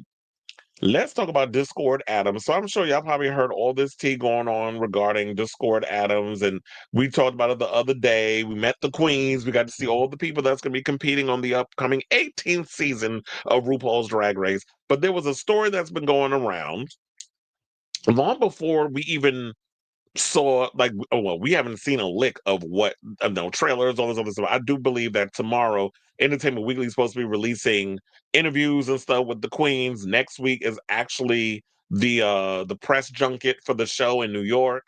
Then they're going to be rolling out, of course, the trailers and all that other stuff. So before we even knew about, well, before everything was wrapping up with like Drag Race and stuff, there was a story that came out that Discord Addams was disqualified. Then there was stories about her being racist and all this other stuff, but I didn't necessarily know what to believe. And I did see that recent interview that Mistress Isabel Brooks did with one of the queens that's on this upcoming season. And so let's get into it. So on December 2nd, when World of Wonder revealed this season 18 cast of RuPaul's Drag Race, people were shocked to see contestant Discord Addams as part of the lineup, especially after it leaked a while ago that the drag performer was rumored to have been disqualified from the show. So when the cast reveal happened on, well, they said yesterday, but this was a couple of days ago, the official Drag Race account had to repost Discord Addams' picture in a separate tweet after the response cast a shadow over the reveal. But what's actually gone on, and is there any proof or evidence? Here's what the tab, shout out to them because they put this story together, know about the rumors Discord Addams is disqualified on Drag Race and any evidence of scandal before the show starts. So Discord Addams was part of the leaked Drag Race cast, and usually usually always happens around the time of the filming. So they don't even try to hide who's on the show anymore. It always ends up leaking. Those rumors suggested that Discord was going to be disqualified from Drag Race for something that happened on set, and then she was announced in the cast. Because yeah, I heard that there was fighting and stuff going on, and she was disqualified. But then I asked one of my sources that I know that gets all the tea from what goes on Drag Race behind the scenes. They hadn't heard anything about Discord, which is why when he told me this a couple of months ago, because I asked him, I was like, "Have you heard anything in this story regarding Discord Adams being disqualified from the show?" And he was like, "No, I haven't heard anything about that." So that's probably just some ugly rumor that's going around that hasn't been corroborated. I guess the only way we're gonna find out for sure is when we watch the season, and maybe they'll allude to it when they revealed the show's first trailer. Because I'm like, we're about to have ourselves, this season's Willem with all of this going on. So, because fans were all commenting about Discord Adams potentially getting disqualified from Drag Race, the post of her announcement was re uploaded to the official Twitter X account last night. Also, fellow queens from the show, like Mistress Isabel Brooks, posted a video where she claims there was no disqualification and the rumors weren't true. And so someone posted, wait, so the Discord Adams thing was just a rumor? Because Cynthia Lee Fontaine posted, may I know the tea, please? Thank you in advance. Unless that was posted on the guy's page regarding something else, and he just used that as reference. Now, there are multiple posts alleging the rumors of any allegations uh, Chi- came from some Chicago drag scene drama, which was over 5 years ago, but that seems to be it. And then I had this story that I came across on TikTok from this girl. Hold on, because I'm gonna pull that up. Oh, it's not what I wanted to do. This girl right here who goes by, I was like, what is her name? Oh, Iconic Squash, or yeah, Iconic Squash. So she had this to say about Discord Adams and the disqualification rumors. Please hold. But there was rumors that Discord Addams had been disqualified from Drag Race before the cast even came out. Technically, the cast was leaked before this, so like everybody already knew the cast. But after the cast was leaked, it was rumored that Discord Addams got disqualified. Then today, Mistress posted a video with Jane Don't basically saying that Discord did not get disqualified and the rumors were false. And so basically, everybody under the comments of Discord's announcement video was saying, "Oh my God, you're disqualified. Like, what'd you do?" Like, basically hating on her too. And it turns out to be false. Like, I just think it's hilarious without everybody jumping to conclusions. Also, like, who even put that out in the first place? Like, someone was probably just trying to cause chaos because every single season the cast ends up getting leaked and it ends up being correct, but I feel like people just believe the leaks at this point because it keeps being correct every time. So now you can just leak whatever and people are going to believe it. It's like the boy that cried wolf. Like, the last two leaks were correct, the last cast leaks were correct, so why would the disqualification be wrong? But no, it was wrong apparently, so we'll see. But they really need to stop leaking the cast every year because RuPaul's about to go in and start firing everybody. I swear to God. I'm pretty sure she already did, but like, she's gonna fire more people because they keep leaking the cast and it keeps ending up being correct. So also they need to get a better color scheme for their looks because it's not giving cohesive. Agreed. And that's why I was like, I'm glad I was not the only one, especially the background, the colors and stuff this season. I'm not liking it at all. I don't like this what is that doodle brown background? I'm not feeling that at all. I'm not liking this overall look, and you can barely even see the queens in the promo photos. I definitely got to get my source on the phone. And be like, sir, as somebody who does photography and photographs a lot of the queens, what do you think of this overall, the overall promo looks? I'm sure he's probably gonna hate it, but I need to hit him up and find out the tea on that. Might be having my sources and things, but yeah, so it seems like that. Yeah, the Squirt Adams stuff is a rumor, and I guess the only way we're gonna find out for real, if it's either a rumor or it's a legit situation that happened, is that we got to tune into Drag Race, and I'm sure like with all this buzzing around, it's definitely gonna get people excited to want to check out the show because this is like a thing that's going around, and any kind of publicity, I guess, but in this situation is good publicity. But I do agree with the young lady where she was just like they need to start firing the people that work behind the scenes because y'all consistently leaking a lot of the queens, and we be knowing about them being on the show months before, almost a year before y'all released it. Well, it can't be a year because they shot it over the summer. So um they shoot all of them over the summer. So for y'all to be like, we already know who's and not only in season 18, but we also know about who's in All Stars. So when y'all sitting out here and posting all this stuff, it's like it's annoying. And the fact that y'all have all this stuff out here, it's like we shouldn't know who the queens are until it's close to the release date. So y'all gotta do better with vetting y'all stuff. So anyway, I say all this to say, what do you guys think of this story? If y'all know anything regarding this regarding Discord Adams being disqualified and rumors that she's a racist and all this other stuff. And I'm like, if that's her past, then that's her past. If she ain't do nothing crazy that's on the show, or she ain't do nothing crazy like Sherry Pie level of crazy, or um Sharon Needles level of crazy, even though aesthetically she's kind of got that Sharon Needles type of vibe going for her with her drag, then I'm gonna judge the person based off of what I see on the show and not based off of what people are running around saying in the rumor sphere. So let me know what you guys think of this story in the comments down below. All right, so now let's see what the people are saying.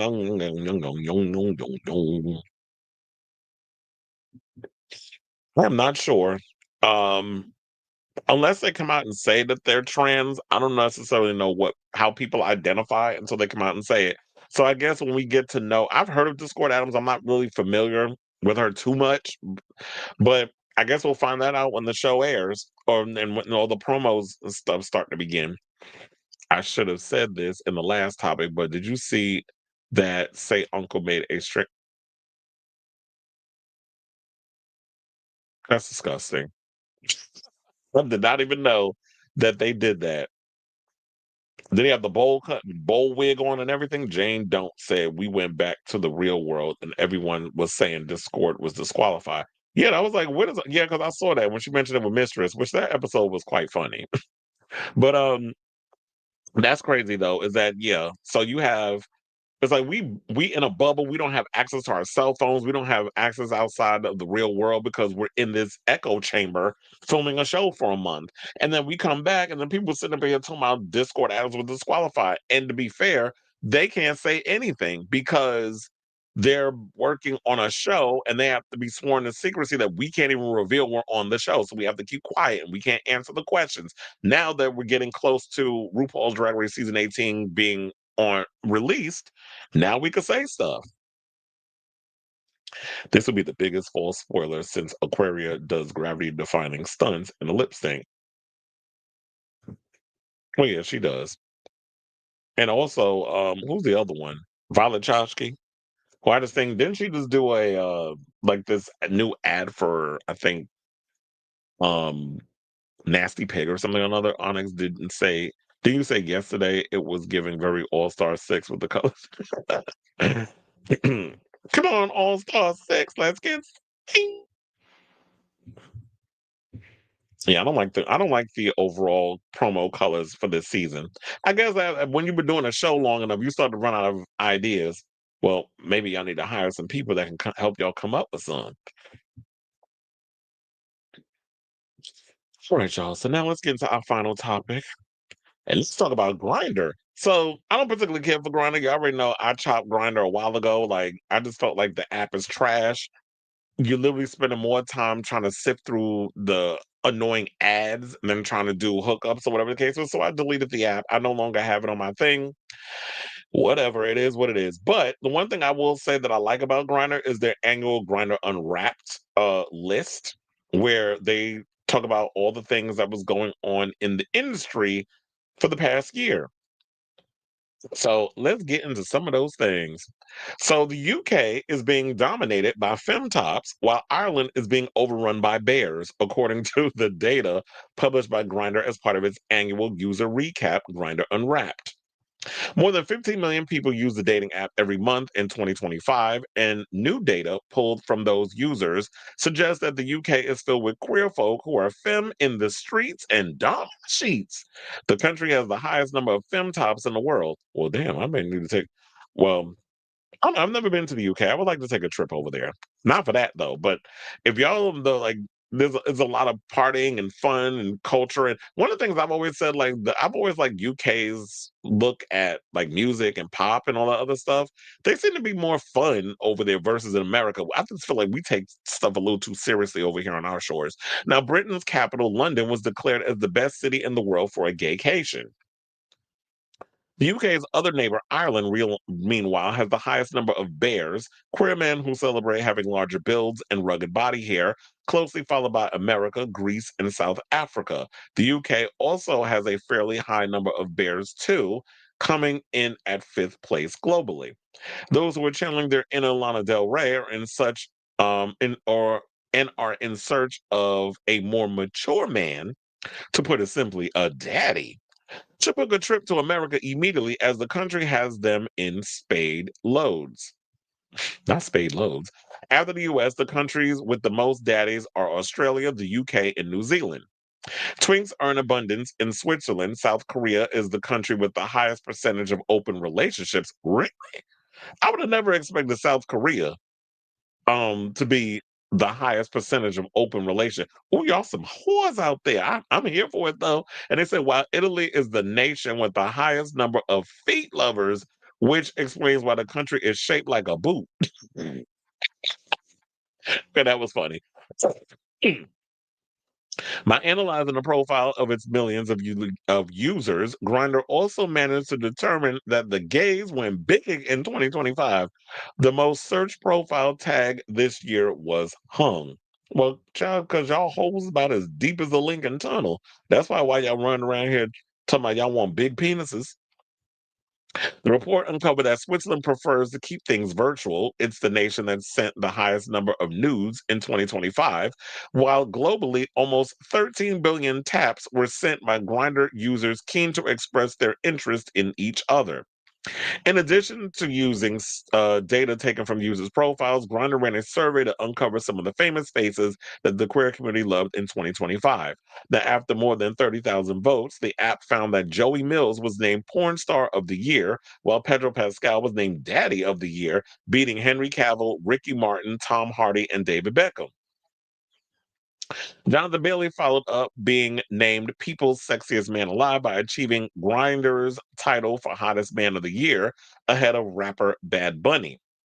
Who Bad Bunny got, I think he got a title also this year about regarding his album. He's, number one in a lot of situations. It said Man of the Year ahead of rapper Bad Bunny, Superman star David Cornsweet, Sinner star Michael B. Jordan, and K-pop idol Jungkook. The Best Bulge tied with Bad Bunny's Calvin Klein ad, a title previously held by Pascal. So there's a tie there. Now, on the music front, users voted Kesha as this year's comeback queen ahead of Lindsay Lohan, the TikTok app, Demi Lovato, and Pamela Anderson. Lady Gaga was named Mother of the Year, beating out Ariana Grande, Beyoncé, Taylor Swift, and Chappella Rowana, aka Chaperone. Now, Gaga's seventh album, Mayhem, was voted as the community's favorite, while Abracadabra earned both Song of the Year and Gay Guy Music Video of the Year. Well, I could definitely see that because she definitely had us in a chokehold with that damn Abracadabra song. There's still people literally doing TikTok videos of the chorus to Abracadabra and the choreography to that. Like, I've been getting a lot of those on my TikTok. Interestingly, on the topic of Mother Monster, her Mayhem Ball was named Tour of the Year, beating Beyonce's Cowboy Carter Tour, Sabrina Carpenter's Short and Sweet Tour, Dula Peep's Radical Optimism Tour, and Shakira's La Mujeres Ya No Lloran World Tour. Now, also, Grindr usage spiked by 7% in cities on the night she played her Mayhem Ball tour. Look, Gaga definitely knows how to get the gays into a bad romance. Now, Caleb Heron beat Mateo Lane for Comedian of the Year, and Dan and Phil were named Gamer of the Year. The Bold and the Beautiful, hosted by Drag Race favorites Katya and Trixie Mattel, won Podcast of the Year, while Jinx Monsoon earned Doll of the Year. But also, hold on, because I think I saw who she was up against. Let me see. So, Jinx Monsoon at Doll of the Year, she was up against Vivian Wilson, Hunter Schafer, Alex Consani, and Kim Petras. So, Doll of the Year, that's what we call the trans girls. They had Mother in Training. And Sabrina Carpenter won that. She was up against Doshi, Addison Rae, Tate McRae, and Ray. Then they had Show of the Year, Overcompensating, which beat out The White Lotus, Severance, Too Much, and Adults. And then they got Gay Dictionary, the phrase on everyone's lips. Delulu came in at 17%. Clock It came in at these are all gay terms. Clock It came in, because I be saying it, Clock It. Came in at 16%. 8 came in at 11%. Crash Out came in at 9%, and 8% turning 19 in Poland. Never heard that term, but I know Crash Out, 8, Clog It, and Delulu. Those 4 words I've been using a lot this year. So, Gaga, of course, had Album of the Year, followed by Man's Best Friend, Sabrina Carpenter, Life of a Showgirl with Taylor Swift, and then they had Bad Bunny's new album, and then Cardi B came in 5 with Am I the Drama? So, K-pop Demon Hunters was voted Movie of the Year. Well, we already did Overcompensating, so we need to go into that. Love Island earned Hate Watch of the Year. And Angie Katsanevas of The Real Housewives of Salt Lake City was named Housewife of the Year. Netflix hit Wednesday earned Press Tour of the Year. Cardi B earned Wig of the Year for her hair pieces during her recent civil assault trial, in which she was found not liable, and Best Beef for her feud with Nicki Minaj. The Gay Gas Award went to Beyonce's Cowboy Carter. Album of the Year win at the Grammys. It was like she trying to compete with Taylor Swift, because they love doing the gay gasp facial expression whenever they get awards. Hands up, oh, I can't believe it. Please. And then it said while the plush toy Labubu topped the list of trends we're leaving in 2025. So I want to go through this and see if they actually have the follow-up ones. They had Hottest Man of the Year. Hate Watch. Love Island, of course, I said that, followed by The Summer I Turned Pretty, and Just Like That. Number 4, The Secret Lives of Mormon Wives, and number 5, Sex Lives of College Girls. And that's funny because Hate Watch, and they put The Summer I Turned Pretty in that, but I guess because of the drama that goes on there. But yeah, and Just Like That was definitely a hate watch.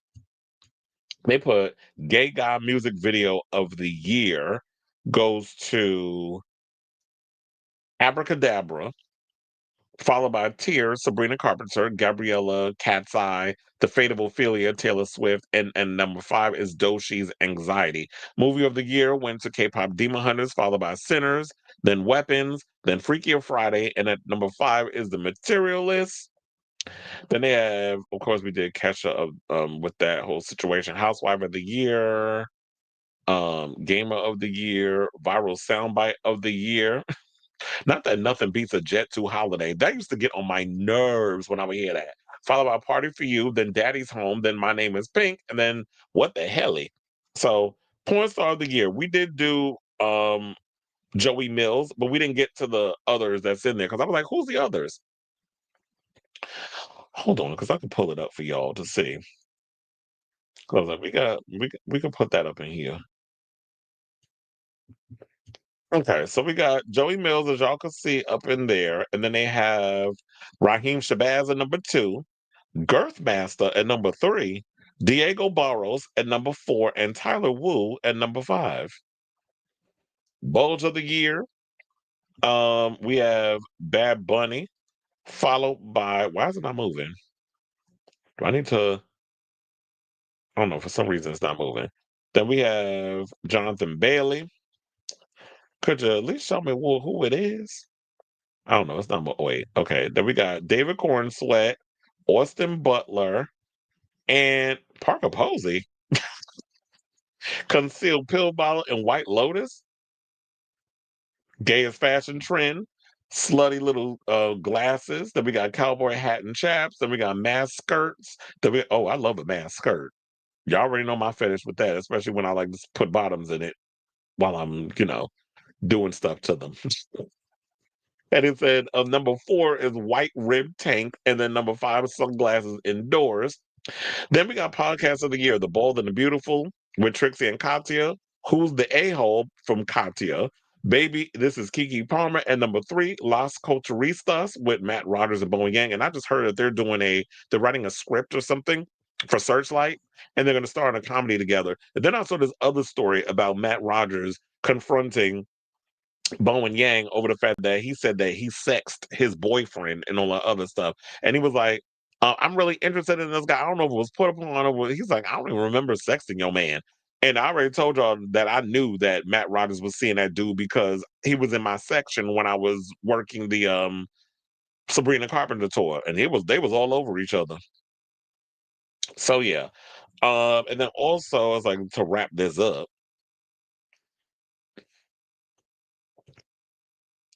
Tristan Pinheiro, who's Grindr's senior vice president of marketing and communications, said the following. He said, "The internet moves fast, but the gay internet is thriving.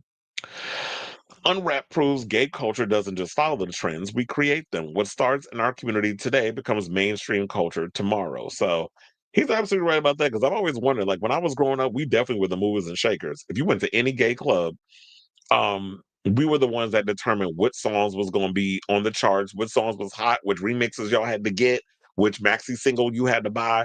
There was all of that. Now it doesn't feel like we have a finger on the pulse of that anymore. But when it comes to a lot of pop culture moments, it definitely feels like that we still have a chokehold on that. And they also had Girl Group of the Year, Cat's Eye #1, Hunter X at #2, Blackpink at #3, Fifth Harmony at #4, and at #5 is Flow.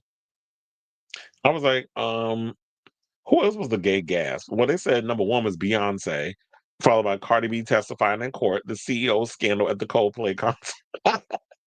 #4, Lady Gaga's concert in Rio, and #5, Pee Wee Herman comes out as a homosexual. Now, 2025 trends we're leaving. Yeah, you could definitely do that. They said Labubu's Dubai chocolate. I don't think I've ever had Dubai chocolate. Macta, yeah, I don't like Macta. Over the knee shorts. Oh no, I never do wait. Over the knee. Wait, oh, they said over the knee. Oh, I never do over the knee. And mustaches. How dare you? You're trying to make fun of Benson Boone? Oh yeah, I want to get to the best beef. I was like, what's the best beef? So they had Cardi B versus Nicki Minaj. #2, Taylor Swift versus Charlie XCX. Oh please, that Charlie XCX Taylor Swift beat was so corny. Then they had #3, Jinx Monsoon versus J.K. Rowling, the turfer. #4, Lana Del Rey versus Ethel Kane. And #5, Arianators versus Ticketmaster. Now that's funny. Then we have Cardi B's appearances, Best Wig, followed by Chaperone Subway music video, Sabrina Carpenter's Short and Sweet tour. Okay, that's kind of boring. We don't care about that. And these comedians, I don't know. I don't think I'm familiar with Caleb Heron. I mean, I know Mateo Lane. I know Benito Skinner. I know Bowen Yang, and I know Cola Scola. But I don't know these other ones. But anyway, so yeah, that's it. I feel like we spent a little too much time on this. But yeah, that's the overall situation. What do you guys think of this story with Grindr Unwrapped releasing their top annual stuff of the year, whether it's your favorite adult performer, whether it's, whatever the pop culture mover and shakers are at the moment. I definitely want to hear from y'all. So let me know what your thoughts on this story in the comments down below. Onyx says, I've been feeling my inner Lana Del Rey after seeing that recent picture of Jared Padalecki. Never going back to any HU app, though, to find one. Hookup app. Hmm. Yeah, the hookup apps are overrated, but I don't like this whole idea of like sniffies where people are like, because I was watching this other video from this guy, I think his name is Taquel, where he was talking about like cruising. And people was like shaming people for who were into like public sex and cruising and stuff. And I understand like some people's like, well, if there's going to be kids in certain places, yeah, y'all should not be taking those type of risks. But I also understand and other points of like people want to hook up, they really can't host because they either live at home still, they got roommates. I remember like in Brooklyn, and it's funny because my roommate Ricardo, he was a bigger hoe than me, but I always felt self conscious bringing people back to the apartment in Brooklyn. But then when I moved to my apartment in Harlem with my other friend Rick, who was a bigger hoe than me, it's funny, they all bigger hoes than me. And that's what I'm thinking about. He went and I had no problem bringing it back there. So I think it was a comfortability factor where it was like, yeah, you can bring people back to the apartment. We're not going to judge. I mean, we'll make little jokes and we'll say stuff, but for the most part, we're not going to judge for the most part. But yeah, so there's different circumstances. But when people be like purposefully out here beating a meat in public because they like that in the endorphin feel of the risk or hooking up with people in places where it's not like you can do stuff in public, but be off the beaten path. Don't be literally in the road getting your back dug out and then you get mad and wonder why I'm under arrest. Or you in a hallway of your apartment building, and I just so happen to be running down the steps because I got to go to the store, and I don't wait for this elevator that's broken for the 40th damn time, and I'm seeing you getting your guts rearranged on some steps by some dude in a mask. Anybody got time for that? I don't know where we was going with that, but but anyway. So he said, excuse me, while I buy a ticket to vacation. And, okay. Yeah, because I done got all the bears and stuff out there. And they got all the daddies in America. Well, look, the way people talk about me, I guess I would be considered a daddy these days. But anyway, um, we're at the end of the show. I want to thank you all for tuning into the latest episode of Chris Avalon Unfiltered. Once again, for the final time, if you have not already, please hit that like button. If you are new to the channel, hit that subscribe button. And also be sure to smash the notification bell so that way you know when we go live with a brand new episode of Chris Avalon Unfiltered. Fortunately, I'm going to be gone for the next 4 days, so I'll be back next Tuesday with a brand new episode of the show.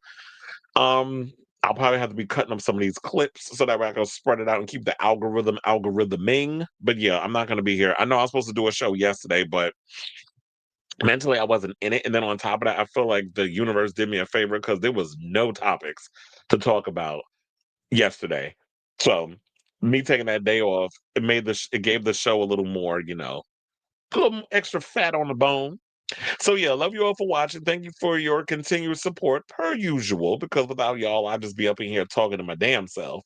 So love you all for watching, and until next time, ciao, darlings.